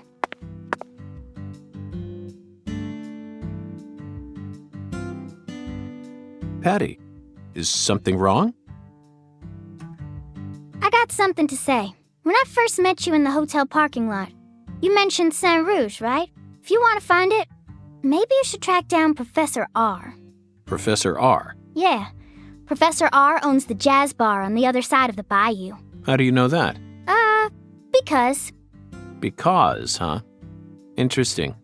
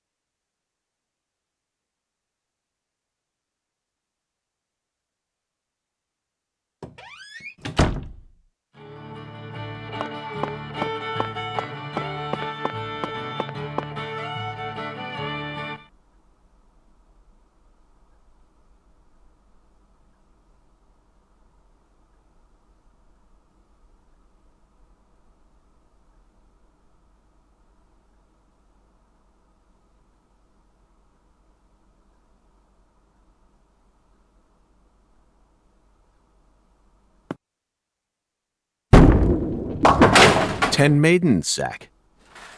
Let's topple their hourglass figures and complete this oracle once and for all." Oh, my Lord. I don't believe I've seen you around here before. Sorry, honey, but you can't smoke in here. Since you're with Patricia, I'm guessing you're some friend of Melvin's. He's Agent York from the FBI. This is Alexis, the owner of this restaurant. I'm helping out Agent York in his investigation. We signed a contract. Oh, my Lord. Well, ain't that something?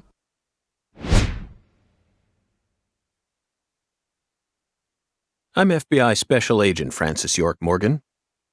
Please, call me York. Everyone's always called me that. Oh, my Lord. Well, that's got to be the strangest introduction I've ever heard. No wonder everyone in town's been talking about you.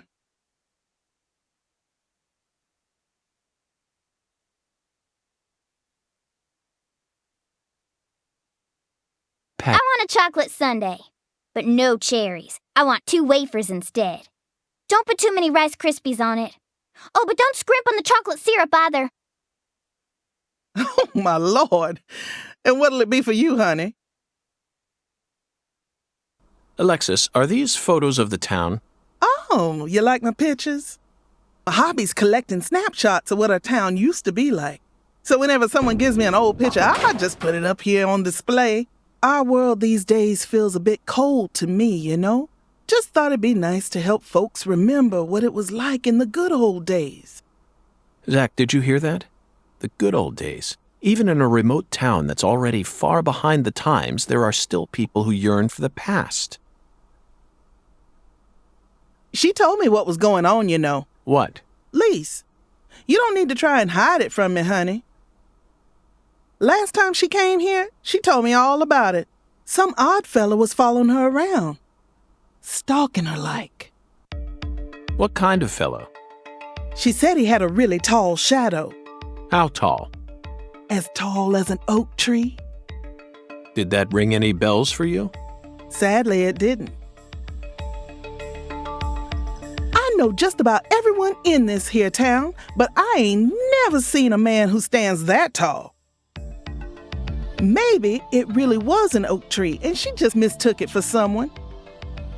Sometimes the silhouettes of them trees, with lots of Spanish moss hanging down, make me feel a little funny too. I don't think so, Alexis.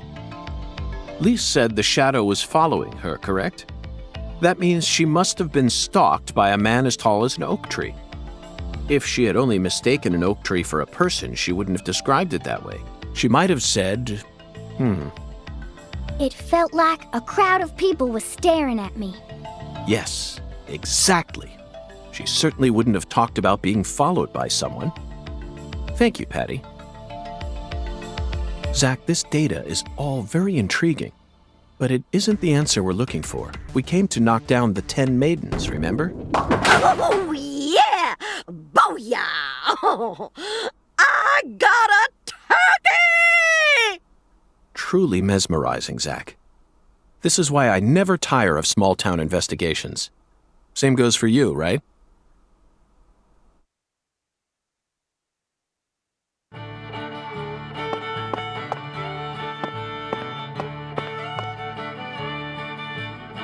Agent York, if you're fixing to bowl, you're gonna be disappointed.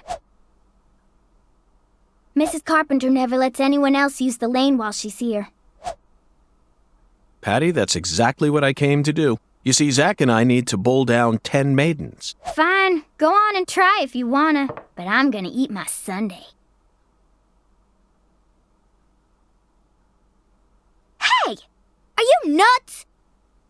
What's the most addictive drug in the world? How should I know? It's sugar, Patty. Far more people die from obesity and diabetes than from cocaine and heroin. Alexis, would you give her some milk? Oh, my Lord. Coming right up, honey.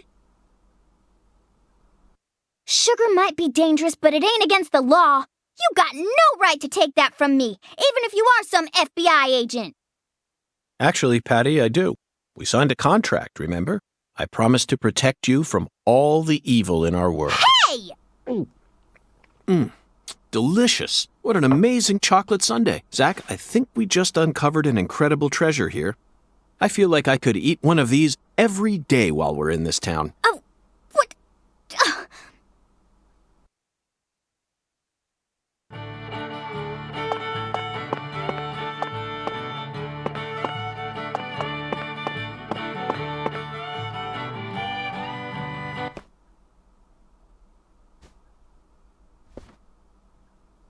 Excuse me, ma'am. Oh, howdy, stranger. My, you're a handsome one. You came out here from the city, didn't you? I can always spot you city folk from a mile away.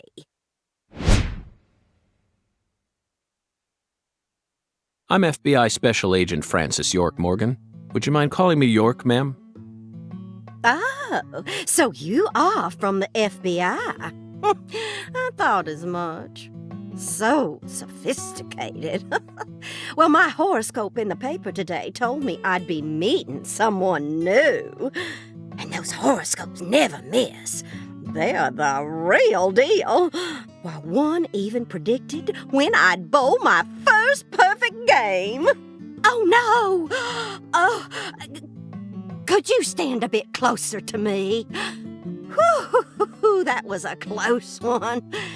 If you move any further that way, you'll cast a shadow over the lane. Well, the sheriff did that once, and something horrible happened. The next time I bowled, I got a gutter ball. First time in 12 years. I was mortified. And I am going to make sure nothing like that ever happens again. In our world, some routines lead to good things, while others only lead to the bad. So, you mustn't ever cast a shadow over the lane. Is that understood? It's her routine, Zach. Understand? Just like us and coffee. Incidentally, ma'am, would you mind letting me use this lane too? I'm investigating the Lise Clarkson murder case. And I need to topple 10 maidens, no matter what it takes. No, absolutely not. Not even the FBI can take my lane from me. I haven't given it up once ever since my husband passed away over a decade ago. I'll never break my promise to him. But... Now, if you'll excuse me.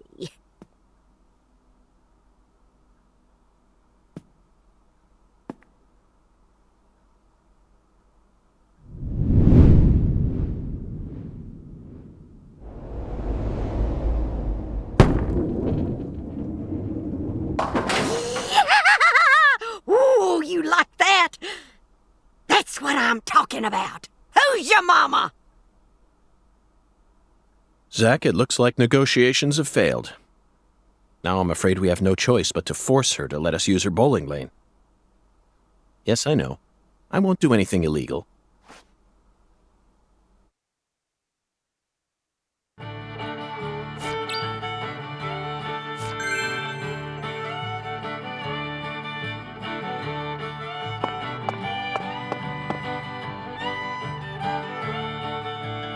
Excuse me, Mrs. Carpenter. Stop! Not now! Can't you see I'm already in my bowling stance? What, are you blind?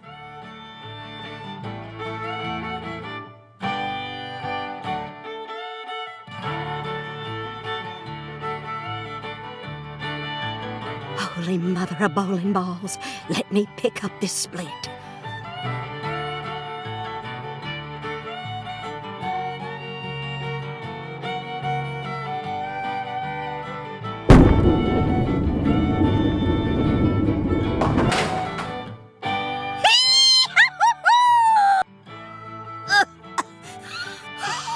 That stance, always works on a split. Oh, yeah, never fails. Zach, our new friend, appears to be a very superstitious lady.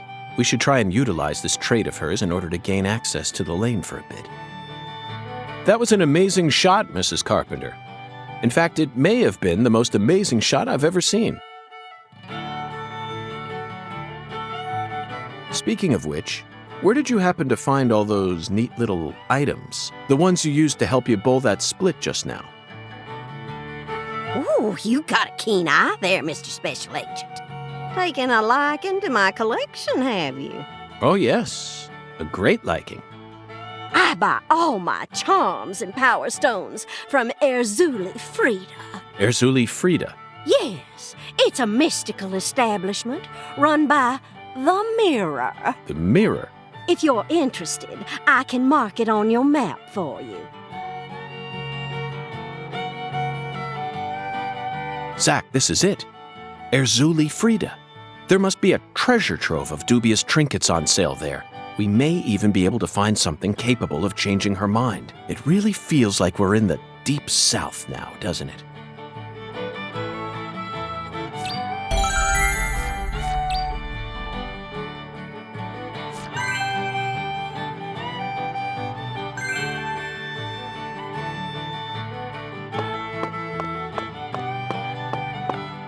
What'll it be, honey?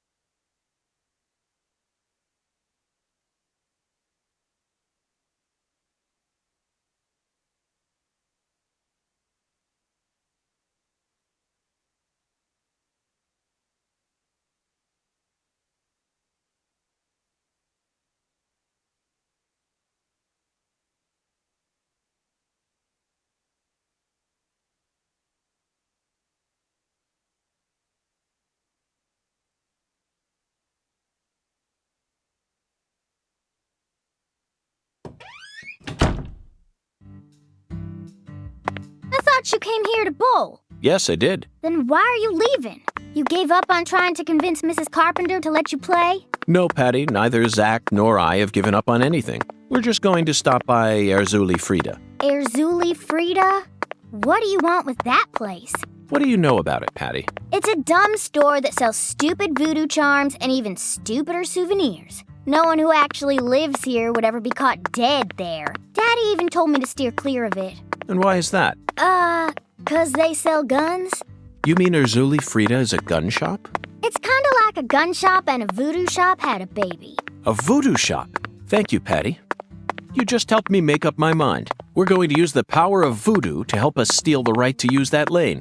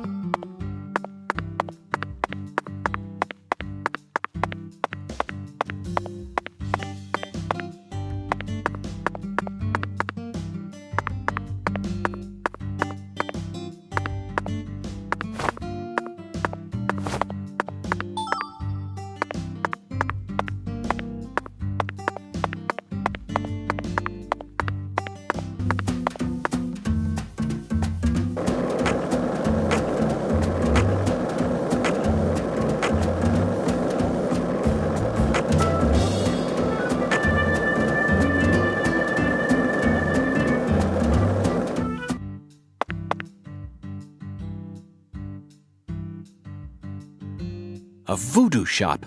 It's a voodoo shop. Just looks like a dumb souvenir shop to me. Of course it does, Patty. You're much too young to understand the true value of such a place.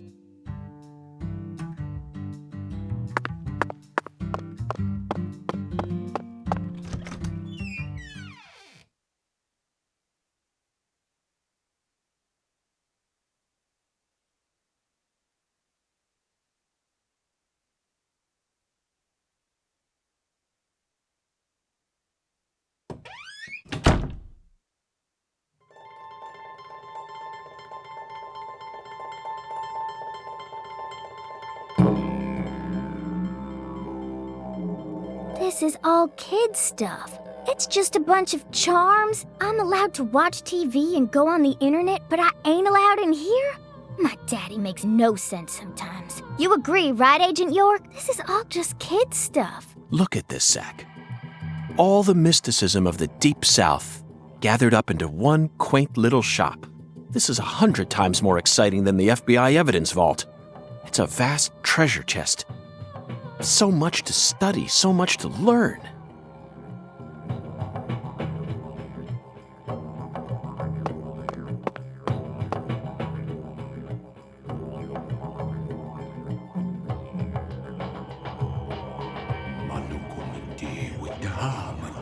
Chair. Thou art a seeker, and I see the object of thy desire.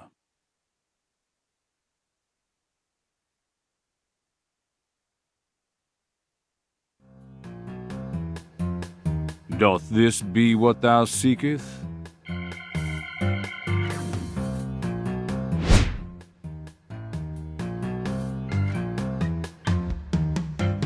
I could sell it to thee now, and only now. Surely fortune shall not bless thee with another chance. Purchase this, and know that thy wishes shall be granted.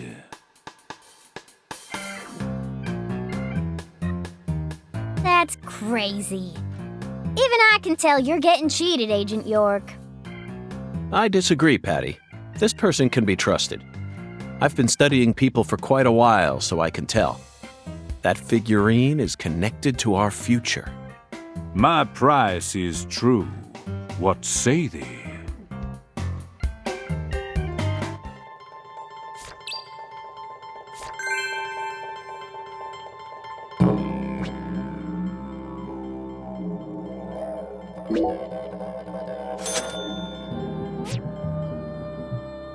I'll buy it. Thou art a man of refined taste. I am loath to part with it, but 'twould be a fool's errand to keep it from such a keen-eyed soul. What's wrong with you? No normal person would ever buy a piece of junk like that. Not even at a garage sale. Marvelous, isn't it, Zach? What a treasure. I can't wait to use it. Use it? Where? How? Isn't it obvious, Patty? I'm going to put it in front of Mrs. Carpenter's house. In front of her house? Yes. I'm sure this figurine will stop her right in her tracks, and that'll give us a chance to finally topple the 10 maidens. Are you serious? Of course I am. And so is Zach. Aren't you? I'm seriously wondering if I should quit helping you out with this.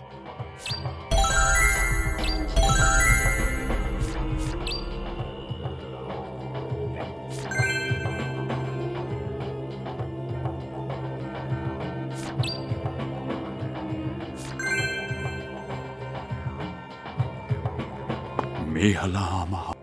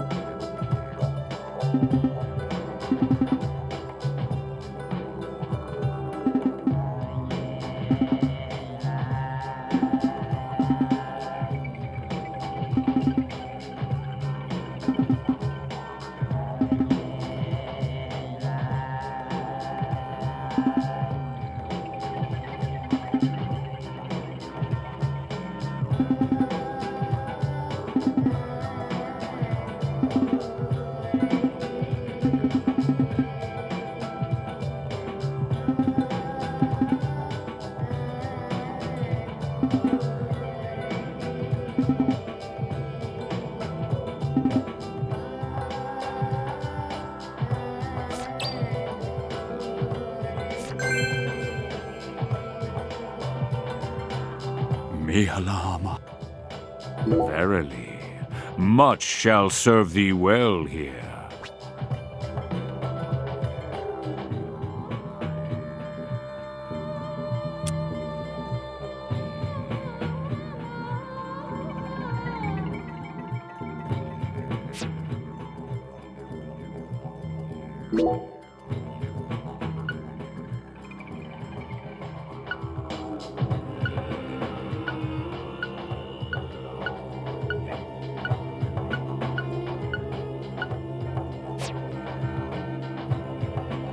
I can see it. Thy return is imminent. Thou hast discovered the very purpose of my emporium. that is.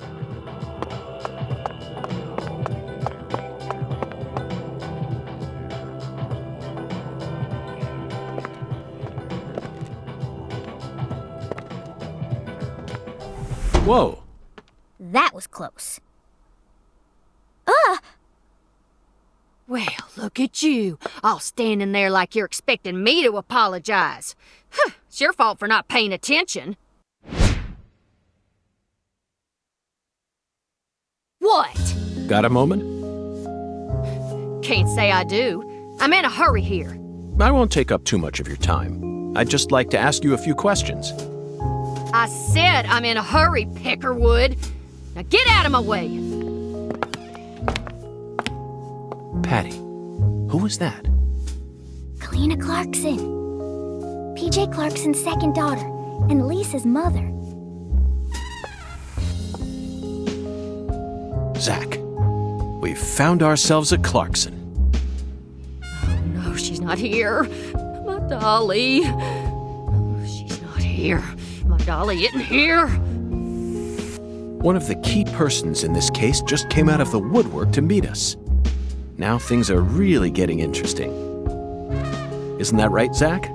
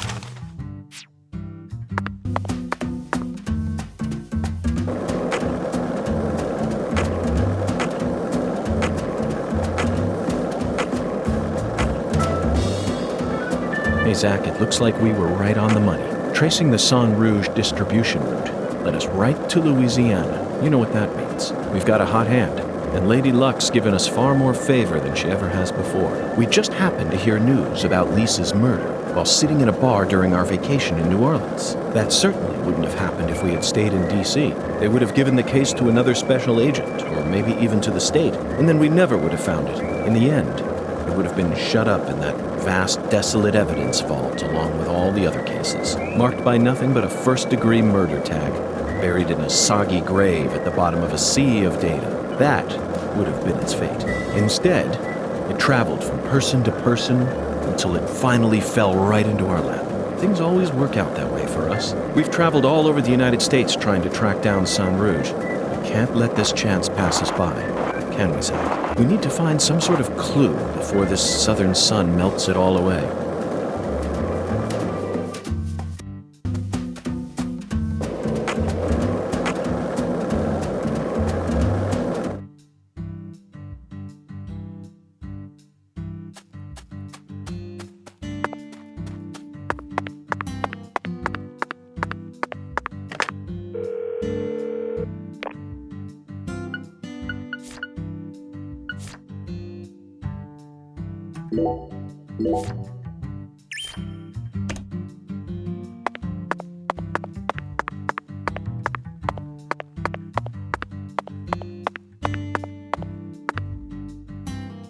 Mr. York, that was mighty quick.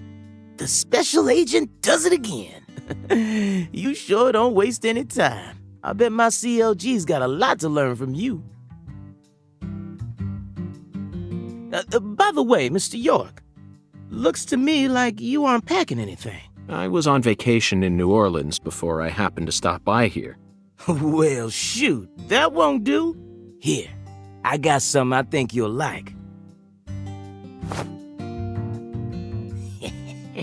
I call him Mr. Alligator. Badass, ain't he? It's a tranquilizer gun for the gators.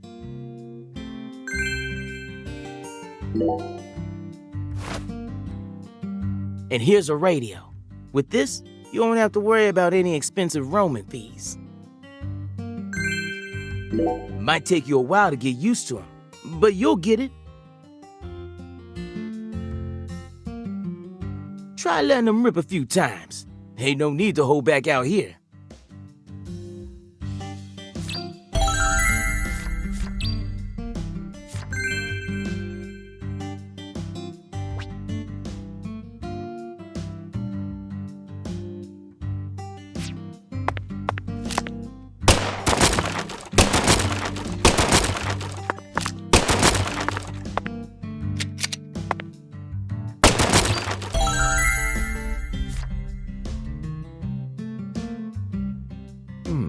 Now this is an intriguing weapon. For a tranquilizer gun, it really packs a punch. But I'm afraid I'll decline. After all, this town is peaceful, isn't it? Well, sure it's peaceful. At least the humans are, but the animals are a different story. Remember what I named it? There are some real mean-ass gators out there in the swamps, and every now and then, they wander into town. One of them even went and ate a kid once. It happened a long time ago, but still, one chomp's all it takes. They swallow down every last bit of you. Poor kid's parents didn't even know what to put in his coffin. The worst part is, that taught the gators just how tasty we humans are. So now, those suckers just attack on sight. Man-eating crocodiles will feast tonight. In Blood Swamp! You know he's fibbing, right? Gators don't attack folks. I never heard about no kid getting swallowed by a gator. Actually, Patricia, you're wrong. I'm what? Alligators do attack people, and it could happen in any town. Huh? Alligator, 1980. Directed by Louis Teague. It takes place in the Midwest, I believe. A teenage girl's pet alligator gets flushed down the toilet. Then, in the sewer, it feeds on the corpses of dogs that were used as test subjects for an experimental growth formula. After growing over 30 feet, it finally starts to go after humans. It's an extremely edifying movie. Back when I first saw it, I had a pet hamster. Hey, Agent York, what's your first order of business? You're in charge now, remember? Well said, Patricia. I nearly lost sight of my true goal. Melvin, I couldn't help but notice the name on the side of that truck. This facility is connected to the victim, isn't it?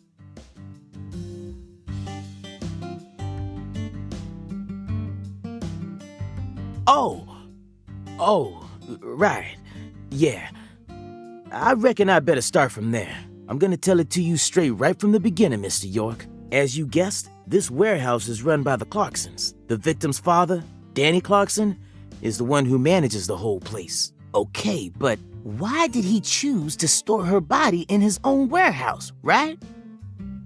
Well, that's because there ain't no other place to store it.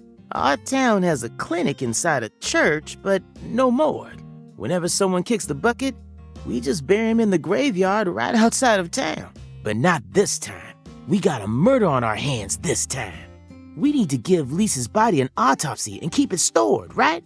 So we had no choice but to rent out a corner of this warehouse. I see. So that's what led to the ingenious choice to store the victim's body in a facility that her family owns. Anywho, this is where the real story begins. Truth is, a few days before you got here, Lisa's body went missing. Missing? Yeah. All of a sudden, poof. Did you leave the warehouse unlocked? I most certainly did not. I locked the whole place up and made sure no one could get inside. No one stole the original key, and I couldn't find any fingerprints at the scene. So, in other words, this is a locked room mystery. The body of a beautiful young girl walks at mid... Hey! All right, CLG. Reckon I should have told you about this earlier when you first said you wanted to come here. It just didn't seem like the time or place as I remember. Anywho, how about we call it a day and head back to my office? You can go through all the files there. No, thank you. This is what I came to investigate. But Lisa's body isn't here anymore. You sure? That doesn't bother me one bit, Melvin. You see, I met a skeletal gentleman on my way here, and he was kind enough to give me an oracle.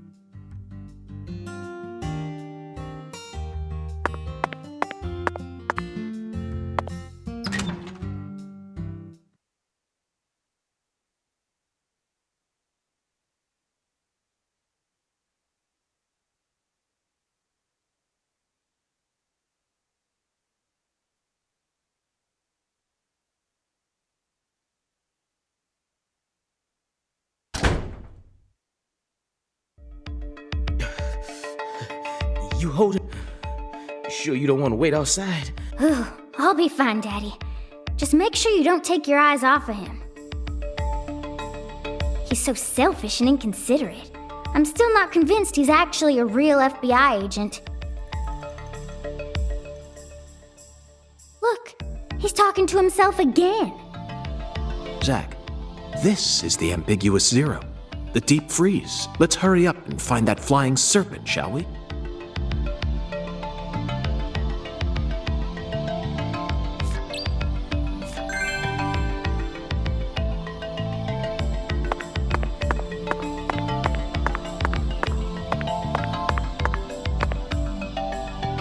Hey, Mr. York, you sure you want to keep investigating this place even though we know the body ain't here?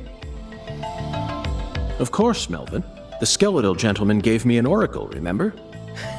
It's Skella what? He's just joking, Daddy. You can't take him seriously. Huh? Well, was that really a joke, Mr. York? Well, I'll be. I see you've been hiding some real charm into that whole FBI routine. Sorry, Melvin, but I'm dead serious.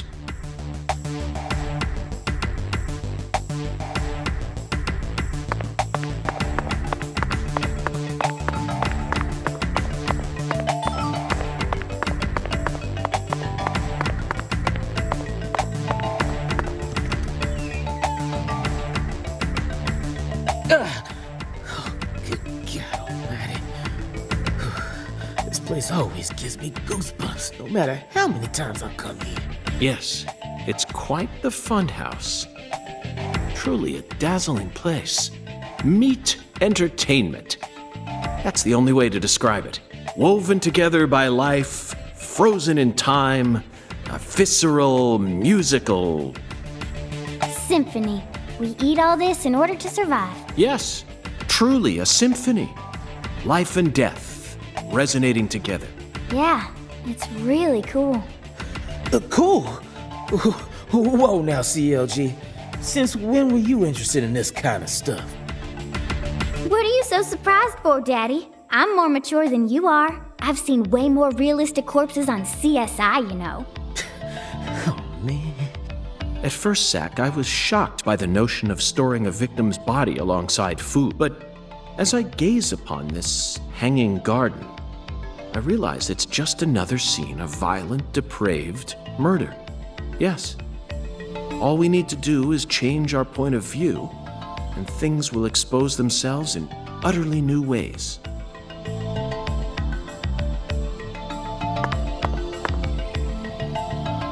Hey, Mr. York, this is kinda, yeah. Melvin, if you have something to say, then just go on and say it. Otherwise, you'll simply be insulting this beautiful landscape. You think this is beautiful? Oh, yes. It's the abnormal world that supports our normal lives. I think that's wonderful. Don't you? Besides, look, Patricia seems to be handling this a lot better than you are. Well, you see, I ain't too good with this grotesque stuff. Don't let it get to you, Daddy. Whew. Everyone has at least one thing they're afraid of. Even you. Right, Agent York?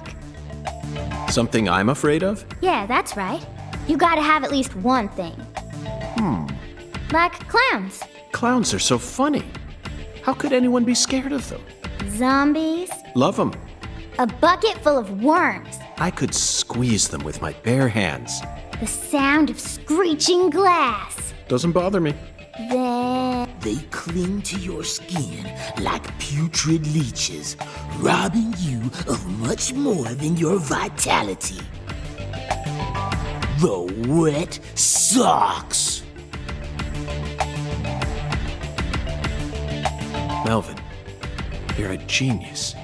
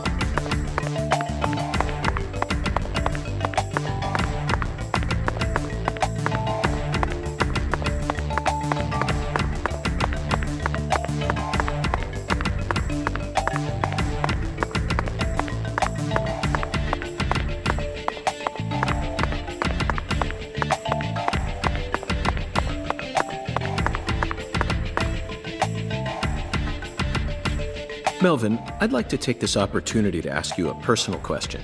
In the hotel parking lot, when I first met you, the picture you had on your dashboard happened to catch my eye. Was that your wife? Oh, her? Yeah, that's my lady, all right. Candy. Her name's Candy, the prettiest girl in town, which makes me the happiest boy. A shooting star landed in a rural town, right on top of a man who now has a meteor-struck heart. You always keep her photo with you?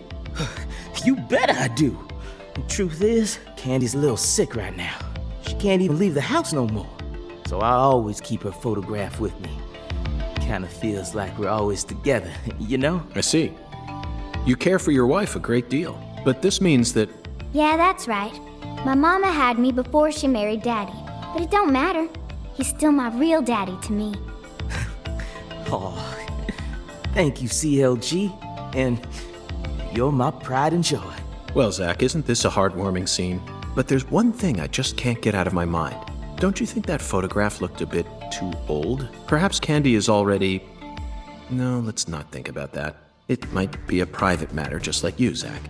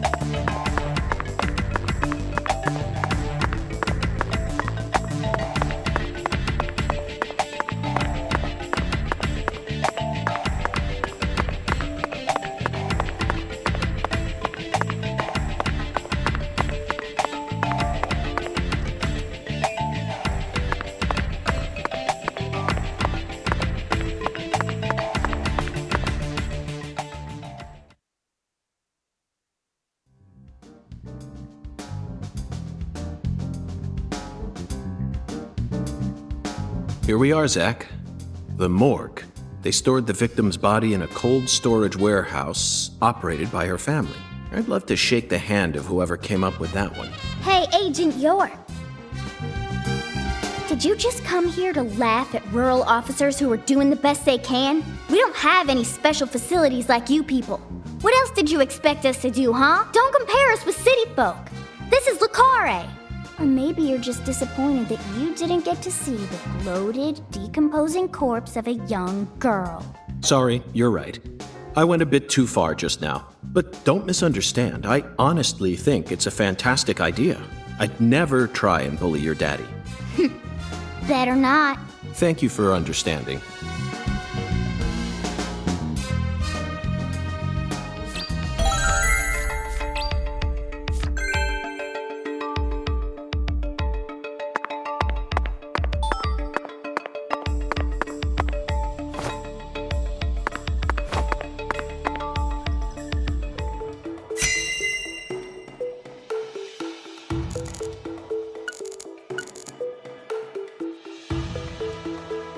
These pallets are a mess.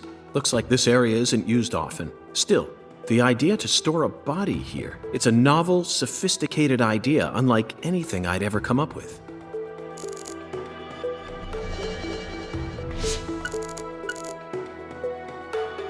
Boxes that got left behind. I can't tell what's inside. What do you think, Zach? I'm gonna go with okra. Yeah, okra. I'm sure it must be okra. That's a staple of the South. Look at the thermometer, Zach. It's at 10 degrees Fahrenheit or minus 12.2 degrees Celsius. This must not be the ambiguous zero. Forgotten boxes. Looks like shelled headless shrimp. When were these boxes brought here? And when will they be taken away? Zach, can you feel it? The perpetual, unstoppable flow of time. Boxes of the past or presence of the future. Either way, this is a curious time capsule.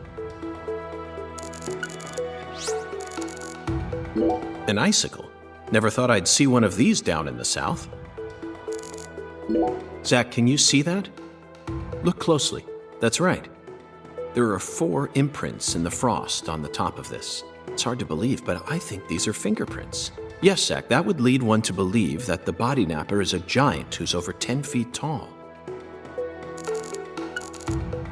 This frost is shaped like something we're very used to seeing.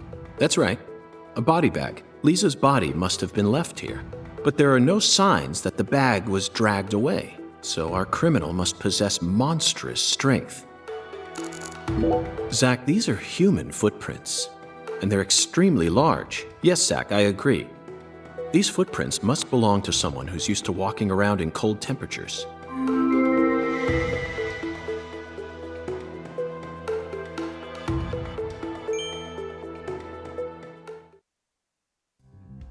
Seems like our flying serpent isn't here. Is this everything, Melvin? There aren't any other rooms in this warehouse? No special rooms?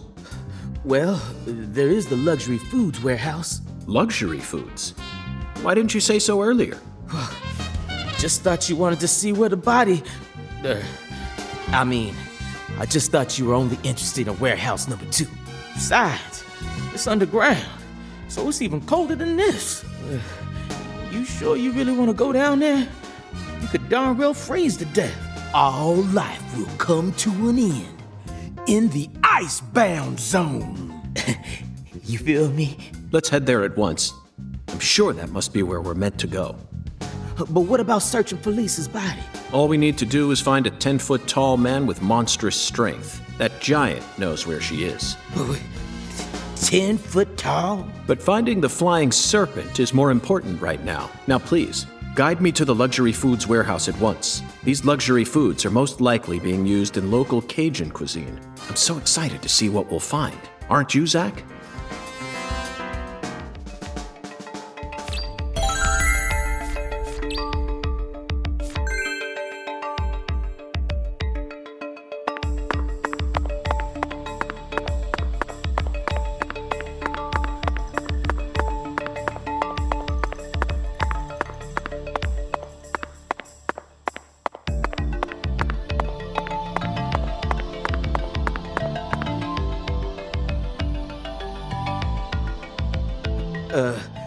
that elevator needs a key, Mr. York. Do you have one?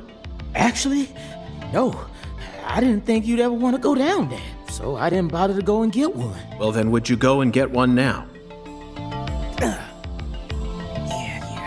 CLG, I know. I'll tell it to him straight. Thing is, Mr. York, you know the Clarksons? The folks who own this place?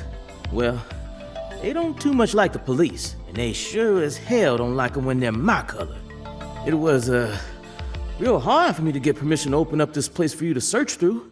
So they ain't gonna be too happy if I go back to them now, asking for another key. What should we do then? Let's just find a worker here who can lower the elevator for us instead. All they need to do is take a break from their work for a couple minutes. And what am I supposed to do? Just stand here and pretend like nothing's happening? Yeah, you FBI folks are good at that, right? That's always what I see you doing on TV.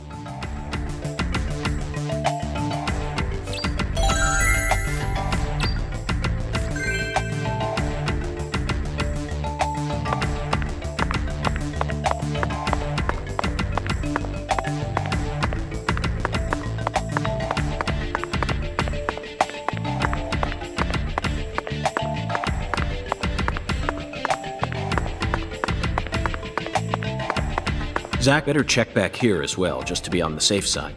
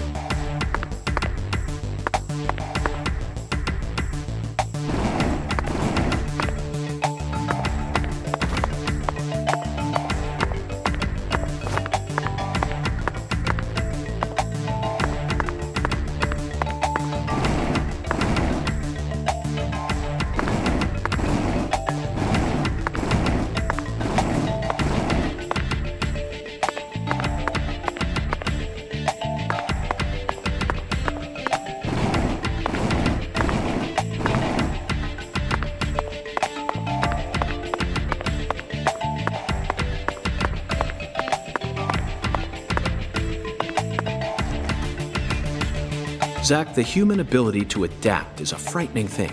Some humans have the power to sleep anywhere as long as they set their minds to it.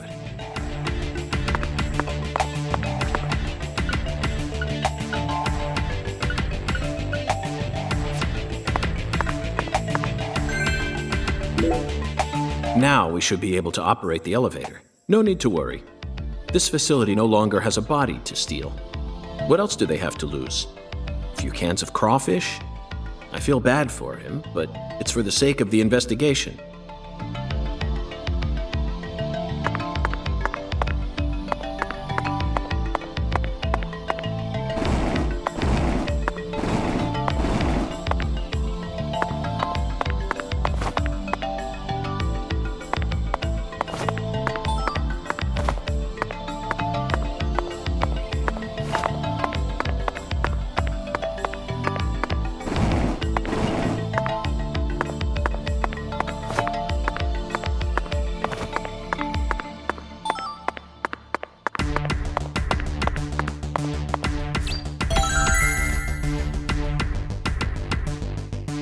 Mr. York, did you find a key? Ha! Now that's my special agent.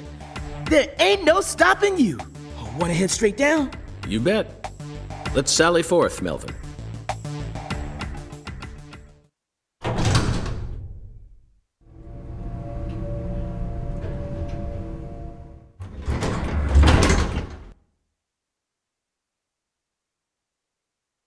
Zach, look at that thermometer.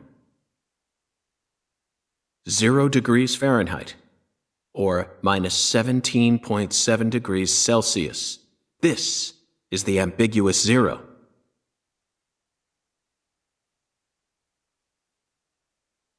Hey, Avery!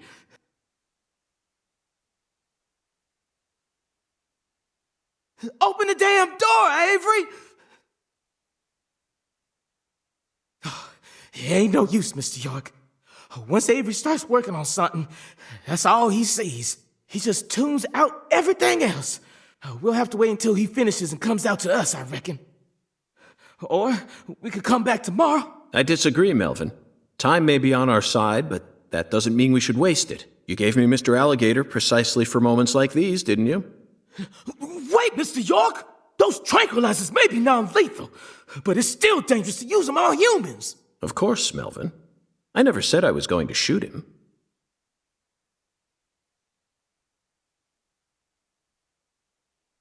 You're gonna shoot some meat to get his attention. I'm right, ain't I?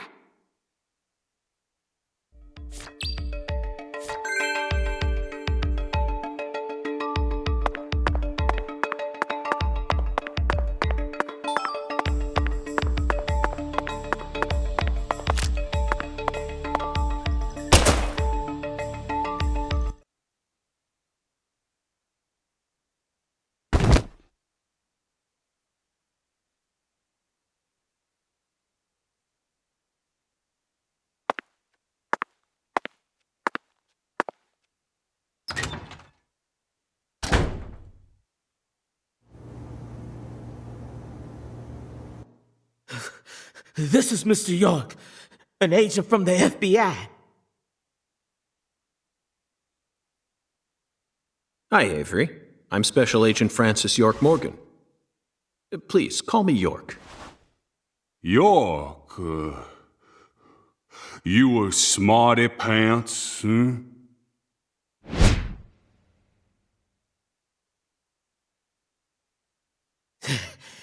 He's shyer than he looks. Come on, just settle down, Avery. Tell him what this here place is for. Lots of expensive food here. Yup. Mighty precious to the Clarksons, so I gotta guard it. I see. So you're this area's keeper? Oh, I help with the research, too. I do like research. Research? What are you talking about, Avery? This doesn't look like a lab to me. Oh, ain't no lab. It's a warehouse. Ain't no lab. Smarty pant scientist does the research. I ain't no smarty pants, you know. He's a bit slow in the mind, but he ain't a bad guy. Oh. Your story about the giant who carried Lisa out. Don't tell me you think it's him. I mean, it's true that he's free to come and go as he pleases in this warehouse, but... No, as far as I can tell, he's just a bit over 6'5". The one who moved Lisa's body must be at least 10 feet tall. He's clearly too short. Too short, huh? Well, if you ever happen to find a man who makes him look small, I'd sure like to meet him.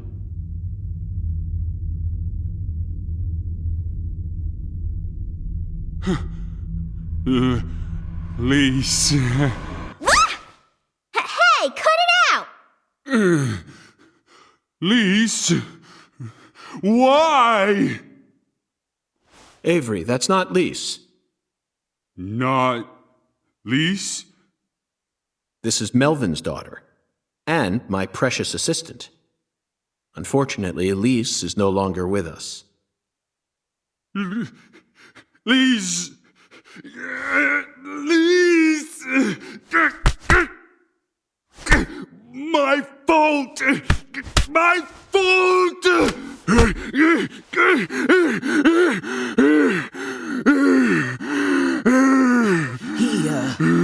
I guess he's sort of like Lise, you know? See, the poor fella's got himself a childlike mind. You know how normal kids tease other kids in order to get attention? Well, with this big lug, sometimes folks who don't know him too well see something and end up calling the police. But I know that deep down, he's got a good heart. Hey, Mr. York, I'll keep him busy, but I'd appreciate it if you'd hurry this particular inspection along. Just holler at me if you find anything. I reckon that'll make it easier for you to go do your thing, yeah? Melvin, I think you're finally starting to catch on.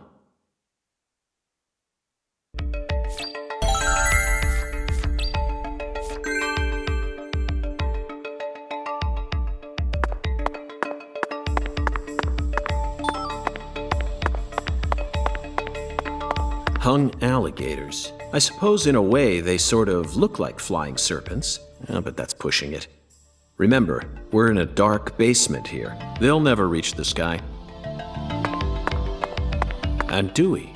Now here's some real Cajun cuisine. The way these sausages are linked up, they almost look like a serpent, but it's hard to imagine them flying. Let's move on, Zach. There are torn-off claws and legs scattered all over the ground. I doubt they'll fly anytime soon. I can't tell which ones are from crawfish and which parts are from shrimp. How about you, Zach?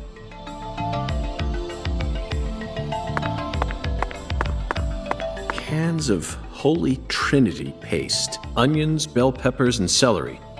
The absolute basics for any Cajun dish. This product combines them all into some sort of paste. Oof, people actually buy this garbage? Even the name sounds idiotic. Zach, I just made an eternal promise with myself. If I ever happen to come across any food prepared with this paste, I vow to never call it Cajun food.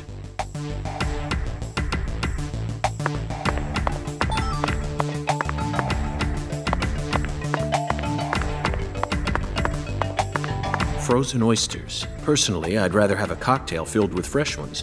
We hunt for more materials than we can eat and freeze them over long periods of time. The human race gives terror a whole new meaning.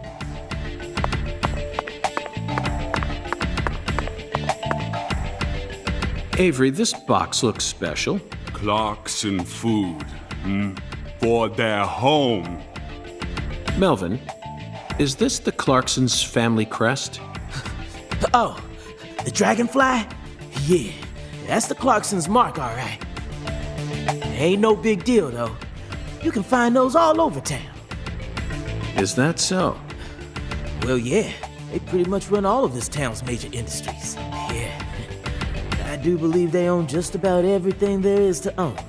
So their word is law. They got the whole darn town tattooed with their dragonflies. Can't even walk a few steps without seeing one. Zach, this dragonfly is our flying serpent. The flying serpent owns this town.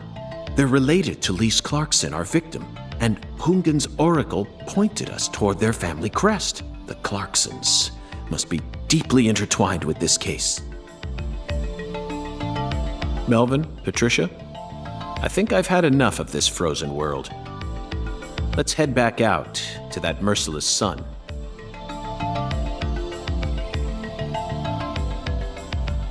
Well, what are you waiting for? I can't bear to spend another second down here.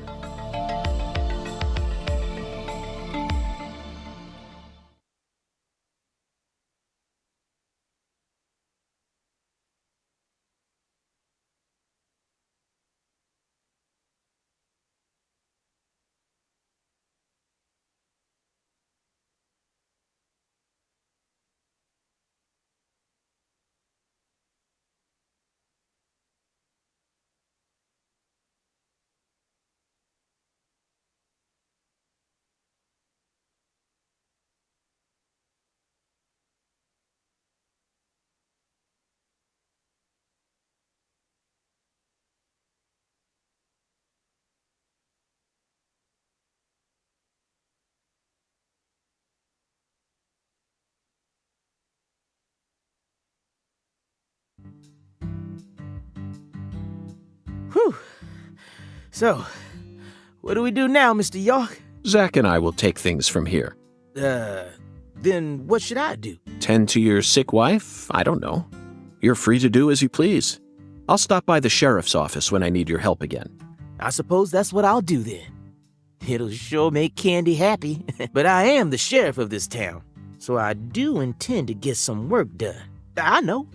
How about I search for Lisa's body while you're busy? Not a bad idea. Just be careful that you don't get attacked by a barefooted giant. Hey, don't scare me like that. Why do you keep talking about that giant anyway? You really think some giant was responsible for all this? Melvin, don't be silly. Of course I do. Just when I thought you were starting to catch on. Disappointing, to say the least. But how can you be so sure? I want to see some proof. Proof number 1. The footprints that led up to where Lisa's body originally was were made with bare feet. None of the prints looked similar to those of common insulated boots, and the arches of the feet were visible. The person who carried out Lisa's body must have had very large feet. I'd say they were at least 16 inches. Proof number 2. I found fingerprints on the cord of one of the hanging lights in the warehouse. The fingerprints weren't aimed up from below. They were coming directly from the side. Clearly, the giant moved the light because it was in his way. He pinched the cord with his fingers. Proof number 3. There was nothing else found in the vicinity where Lisa's body was stored. This means the giant carried her out without dragging her across the floor. But there's only one set of footprints. The only conclusion I can draw from this evidence is that a barefooted giant, standing over 10 feet tall, carried Lisa's body out. That concludes the entirety of my proof.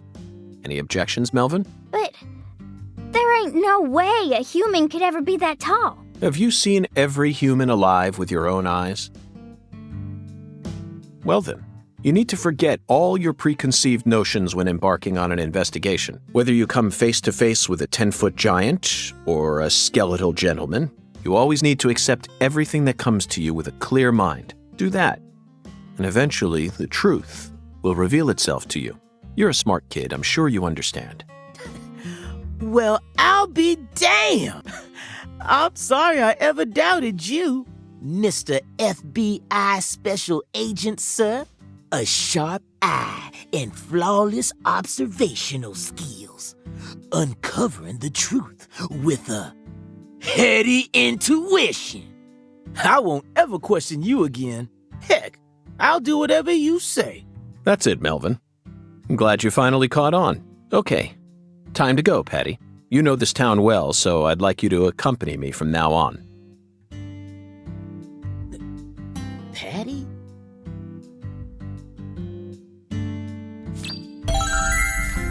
Zach, we found the flying serpent. Now we simply need to locate the 10 maidens. It's time to head on to Alexis's Diner and Lane.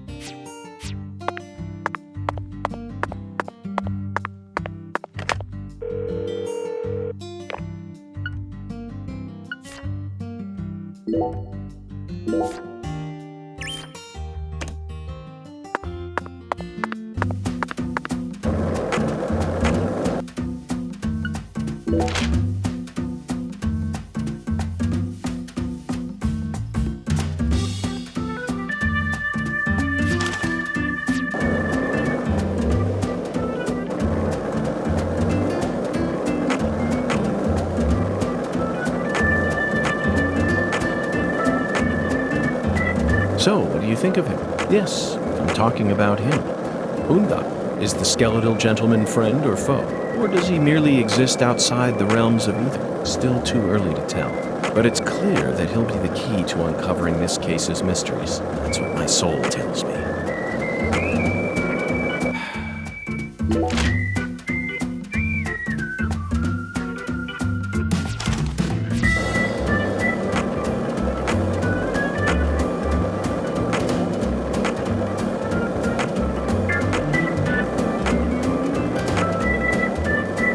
Did you notice it yet? The streets in New Orleans were a mess.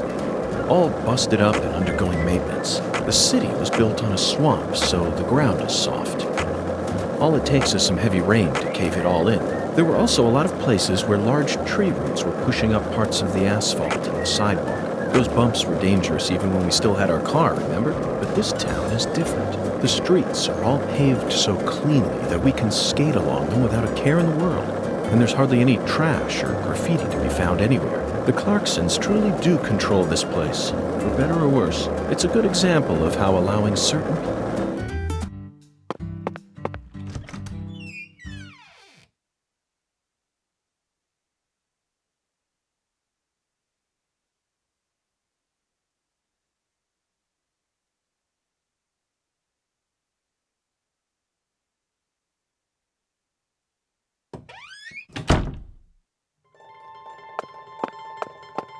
Mihalama. Verily.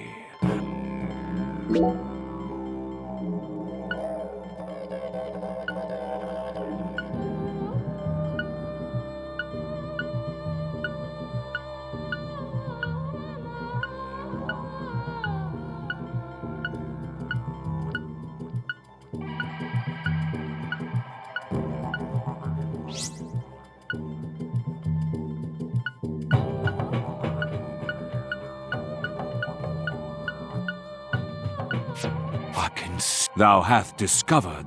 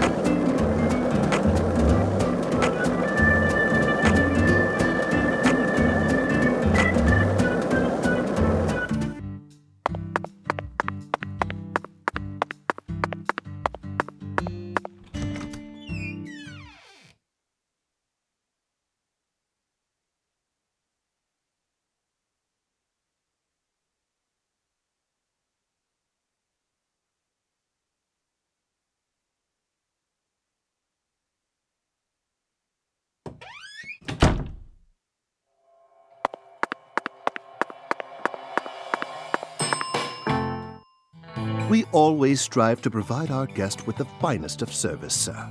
Our humble, bucolic town does have its inconveniences. Shopping, in particular, can be a bit of a slog. Therefore, we decided to provide a modest selection of daily necessities right here at our very own front desk. Great. Sounds convenient. Exactly.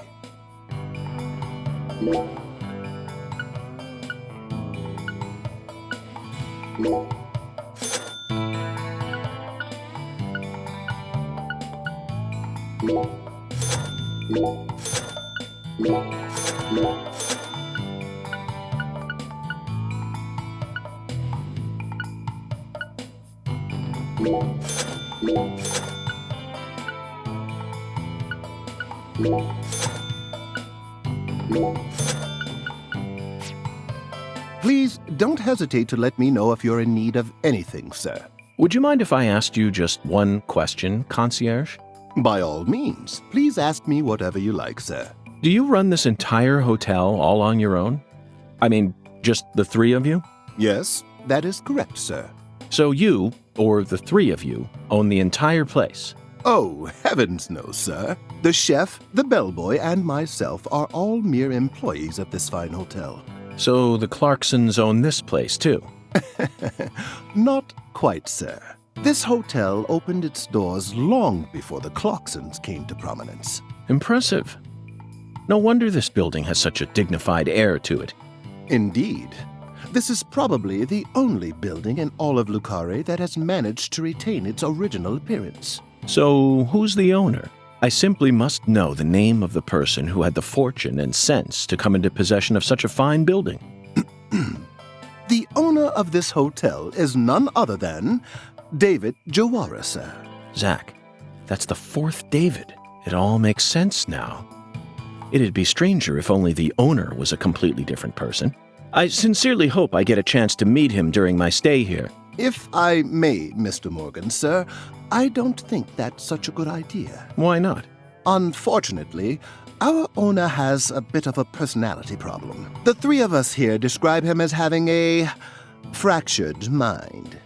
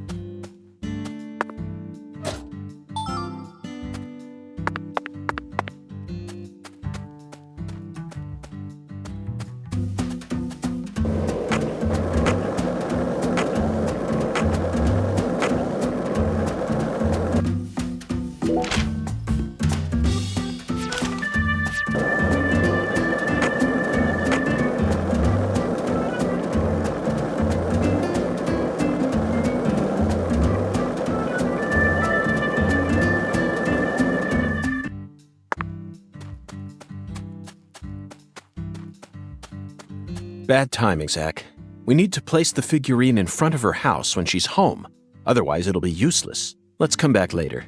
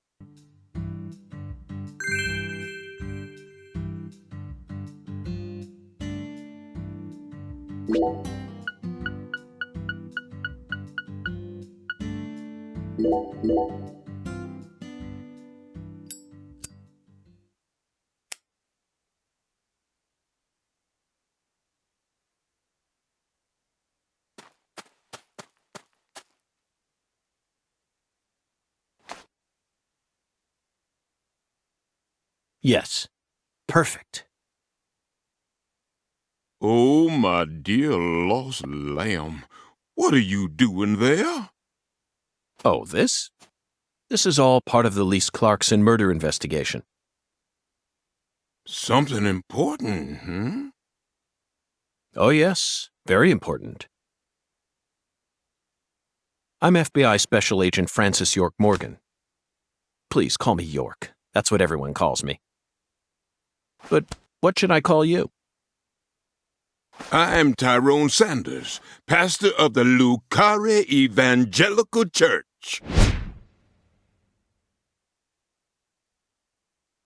And what business does a pastor like yourself have in a place like this?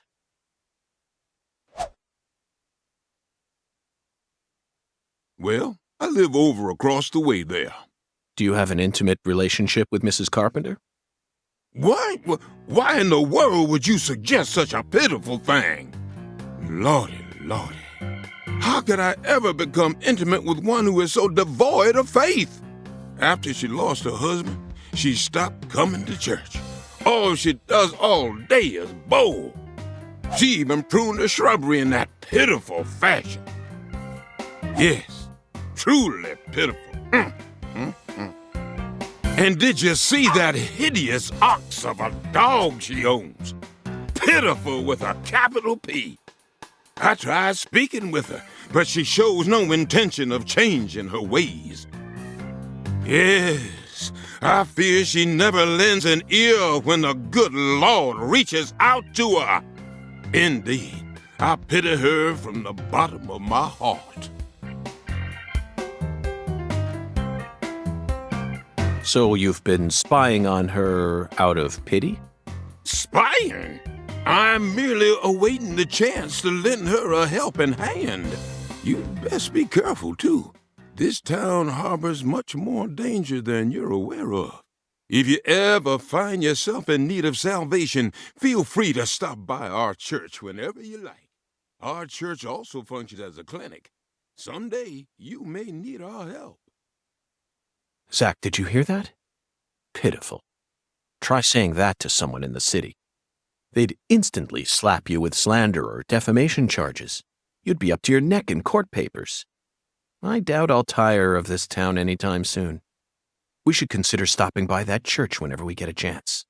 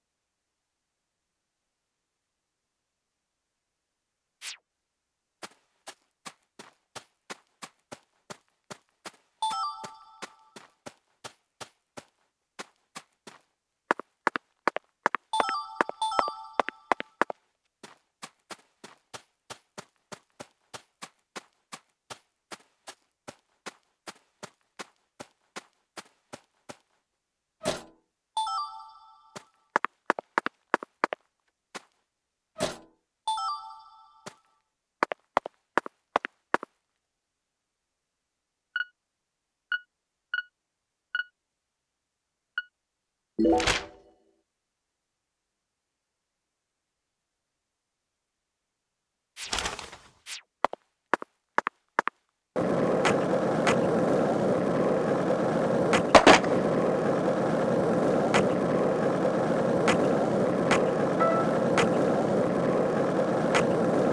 town sure is peaceful, Zach. Yes, I know. I know what you're about to say. But that's why we're here. To protect this peace. Isn't that right, Zach?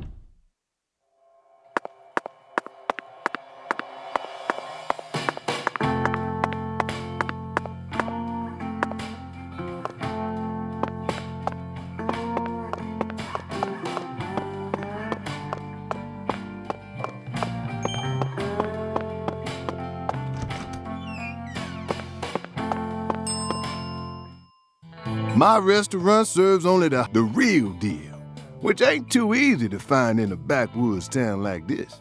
Did I hear wrong then? Set me straight, would you, Chef? I thought that Cajun food was the norm in Acadiana. Why would you go out of your way to serve Creole food here? When I was a youngin', I trained myself at a famous restaurant in New Orleans. A famous restaurant? That's incredible. Was it Arnaud's? Antoine's? No, don't tell me, I got it. Brennan's, right? None of those, actually. But that place taught me how to really cook. Go on and try something, you'll see. Very intriguing.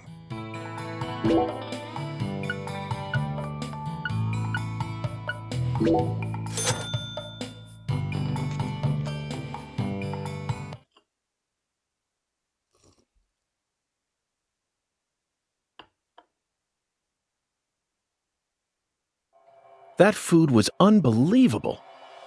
I see you weren't lying about undergoing training at that famous restaurant. Now you just trying to embarrass me, mister. I still appreciate it, though. And you must have undergone some rigorous training in order to gain such refined technique. You put so much care into preparing everything just right. And your manipulation of that low-temp flame in order to bring out such a pleasant fragrance, simply perfect. This is true Creole food. You have to tell me now. Which famous restaurant did you train yourself at? Come on, Chef, we need to know. Zach and I are begging you. You drive a hard bargain, mister. All right, I reckon I can give you a hint. Really? Oh, just a hint now. Fine, we'll take it. Just say it. It's the restaurant that serves the most famous fried chicken in all of Louisiana. Crispy, crunchy. You know what I'm talking about? Bonafide fried chicken. No, you can't mean... Oh, yeah. I'll bet they worked you pretty hard. Mm-hmm, you betcha. So that's how you acquire the mental fortitude necessary to cook such amazing food. Oh, my time there taught me just how tough city life really is. Amazing. Zach, did you hear all that? That's an incredible story, David. You really are a true chef. Both Zach and I have given you our official approval.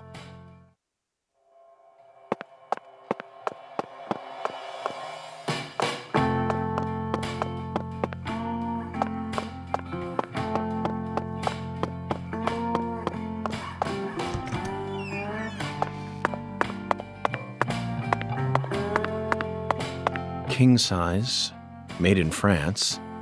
It looks soft enough to alleviate all our exhaustion. Zach, even though the Bureau is paying for this, it's still tiring to have to live out of hotel rooms day after day. Nothing beats getting a good night's sleep in your own room.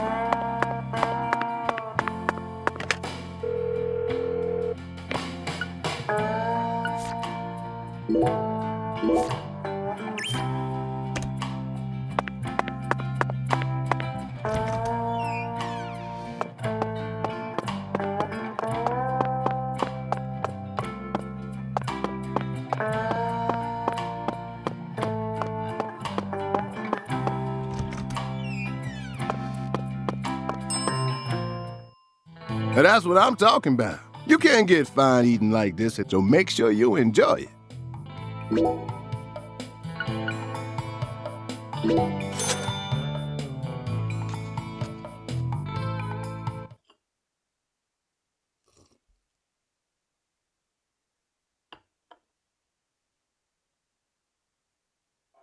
Thanks, mister. Next time you get a hankering for old-time Creole food, just stop on by.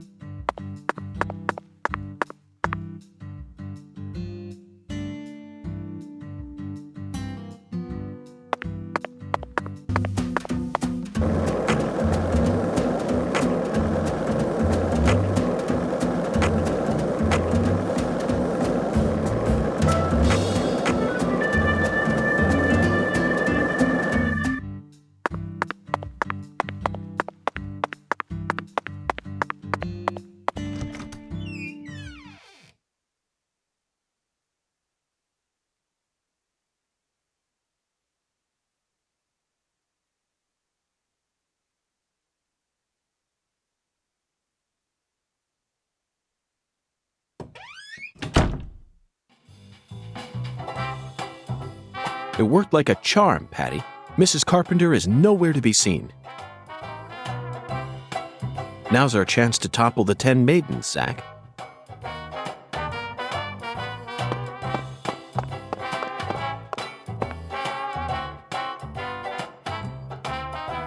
Oh, my Lord, y'all are back? Listen up, y'all ain't gonna believe this. What's wrong? Mrs. Carpenter hasn't come in. For the first time in 10 years, what could it be? I just hoping nothing bad happened to her. She's fine. You have my guarantee. Oh, my Lord. I reckon if an FBI agent like you is convinced, then I should be too.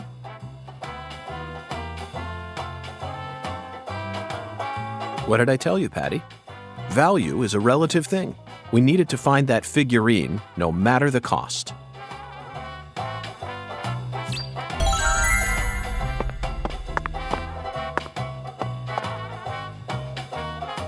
You really wanted to bowl that bad? They don't have bowling alleys in the city no more? Wrong, Patty. I have absolutely no interest in bowling. Tossing a heavy ball at lined-up pins? Where's the fun in that? You can't even call this a sport. It's a game for cavemen. Nonsense. Utter nonsense. Then can I throw the ball instead? Absolutely not, Patty. This is part of the investigation. I need to do this myself, no matter how stupid it may be. You're the one who's stupid.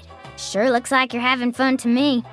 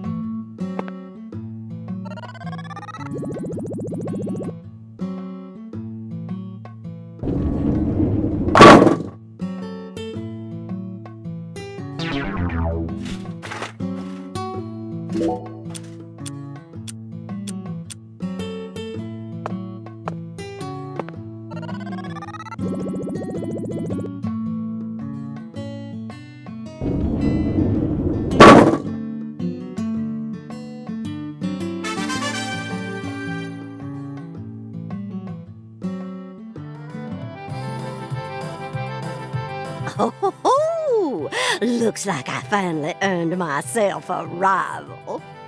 That was just a stroke of luck, Mrs. Carpenter. Despite how I may seem, I've never been any good at any of the ball-based sports that exist here on our planet. Oh, no, you can't fool me. I can tell the FBI's giving you very special training. If I gave you a few lessons on top of that, I'm sure you'd be able to go semi-pro. Semi-pro? That's right. That's what I said. Not pro, but semi-pro. Yes, semi-pro. You'd never be able to go pro. You don't have what it takes. You could become a semi-pro if you tried really hard, though. Well, I guarantee it. Come back and see me when you feel like giving it a try. I'm sure my husband would forgive me if I let someone like you borrow my lane. Well, we gotta give youngsters a chance to grow. That's what we always say. I could actually go semi-pro? I'd take her words with a grain of salt if I were you. Patricia, I can understand why you'd be envious of my talents, but you don't need to worry. You have your own unique talents, just like any other person. You shouldn't have to feel inferior every time you look at me. You're unbelievable. You sure you don't need to get your head checked out? It's so strange, Zach. I feel like I'm discovering a new side to myself. By the way, Mr. Special Agent, you said you're investigating the Lise Clarkson incident, yes? In that case, there's something you should know. That poor girl, Lise, she was a druggie, and she was into the really bad stuff. Red powder. Oh, no wonder the FBI picked you. You already figured out that much. Well, the reason Lise turned into such a little hoodlum is because of her mother, Galena. Galena? Mm-hmm. A mother only in name. Oh, as far as I'm concerned, she's still nothing more than a child herself. Oh, dressing up in fancy clothes, always out on the town somewhere. Children giving birth to children.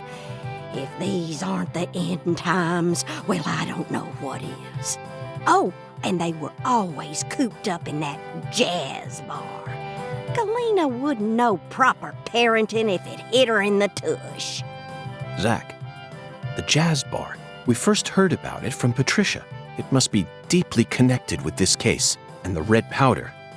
It must be San Rouge. Following the Oracle and felling the 10 maidens sure paid off, didn't it? So, Mr. Special Agent, are you all finished here? Yes, Mrs. Carpenter. Thanks to you, I've gotten a new lead. Oh, then how about you mosey on and let me get back to my bowling? I need to bowl my first game of the day or else I'm gonna get rusty. Well, what are you waiting for? Get a move on! Shoo! Shoo!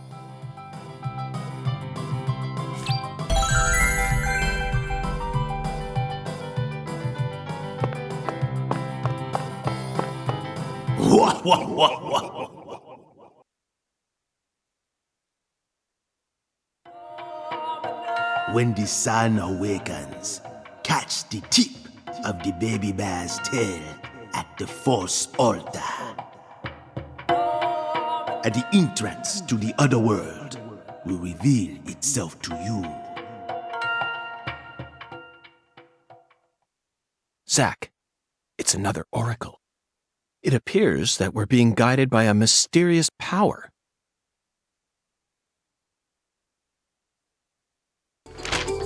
This oracle is a simple one. The false altar. You already know what this is, right? The place where Lise Clarkson's body was first discovered. She was found under a bridge at some sort of altar as if she was being worshipped. That's what Chef David said, right? When the sun awakens refers to dawn, of course, and the tip of the baby bear's tail is the North Star. At dawn, look straight to the north from where Lisa's body was found. On the surface, this oracle may seem tricky and convoluted, but it's still mere child's play. Pathetic.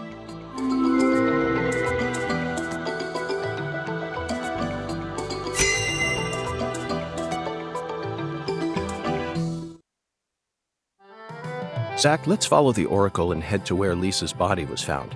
I don't know what otherworld refers to, but I'm sure we'll find out once we get there. Oracle? That's right, Patty. This case is a rather complicated one, so Zach and I are following oracles given to us by a skeletal gentleman in order to crack it.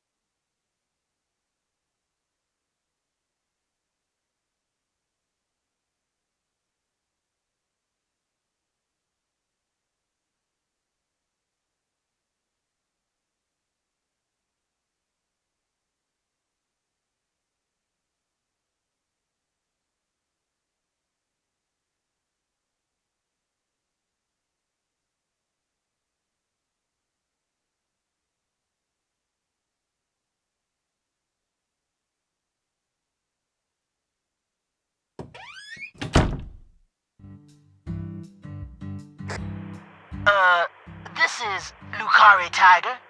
Do you read me? Over. Lucare Tiger to DC Eagle. Do you copy? It's Daddy. Hurry up and answer. This is DC Eagle. I read you loud and clear. Over. Oh, good. Mr. York. I'm sure glad you picked up. There's no point in using code names if he's just going to say my real name. Mr. York, can you hear me?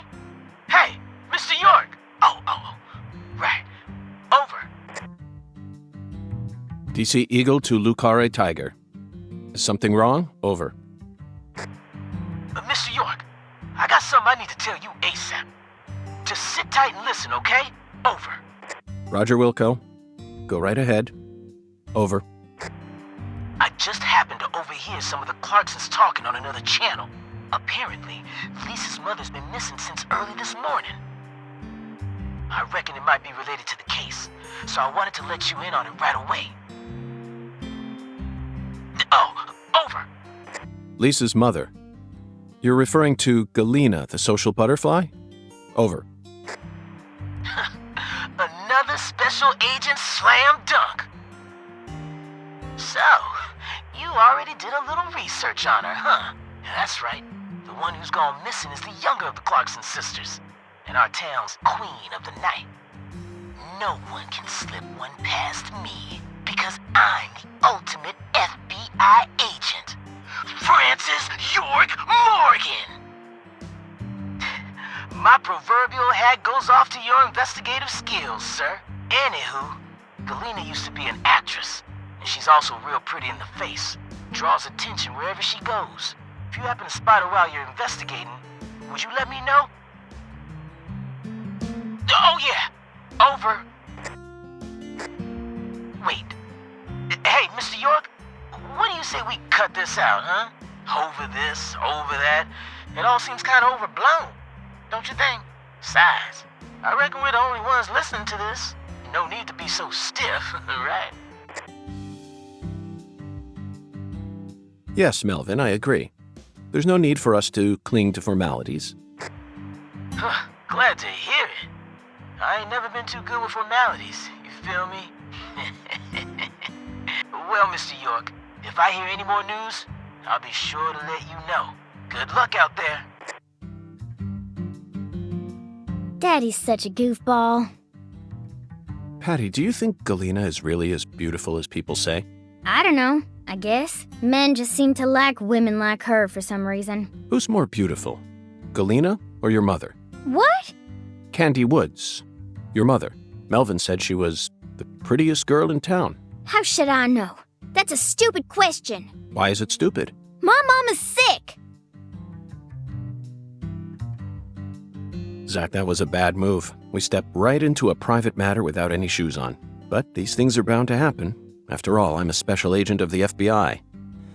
And there isn't an organization out there that's more well-versed in the art of infringing on people's privacy.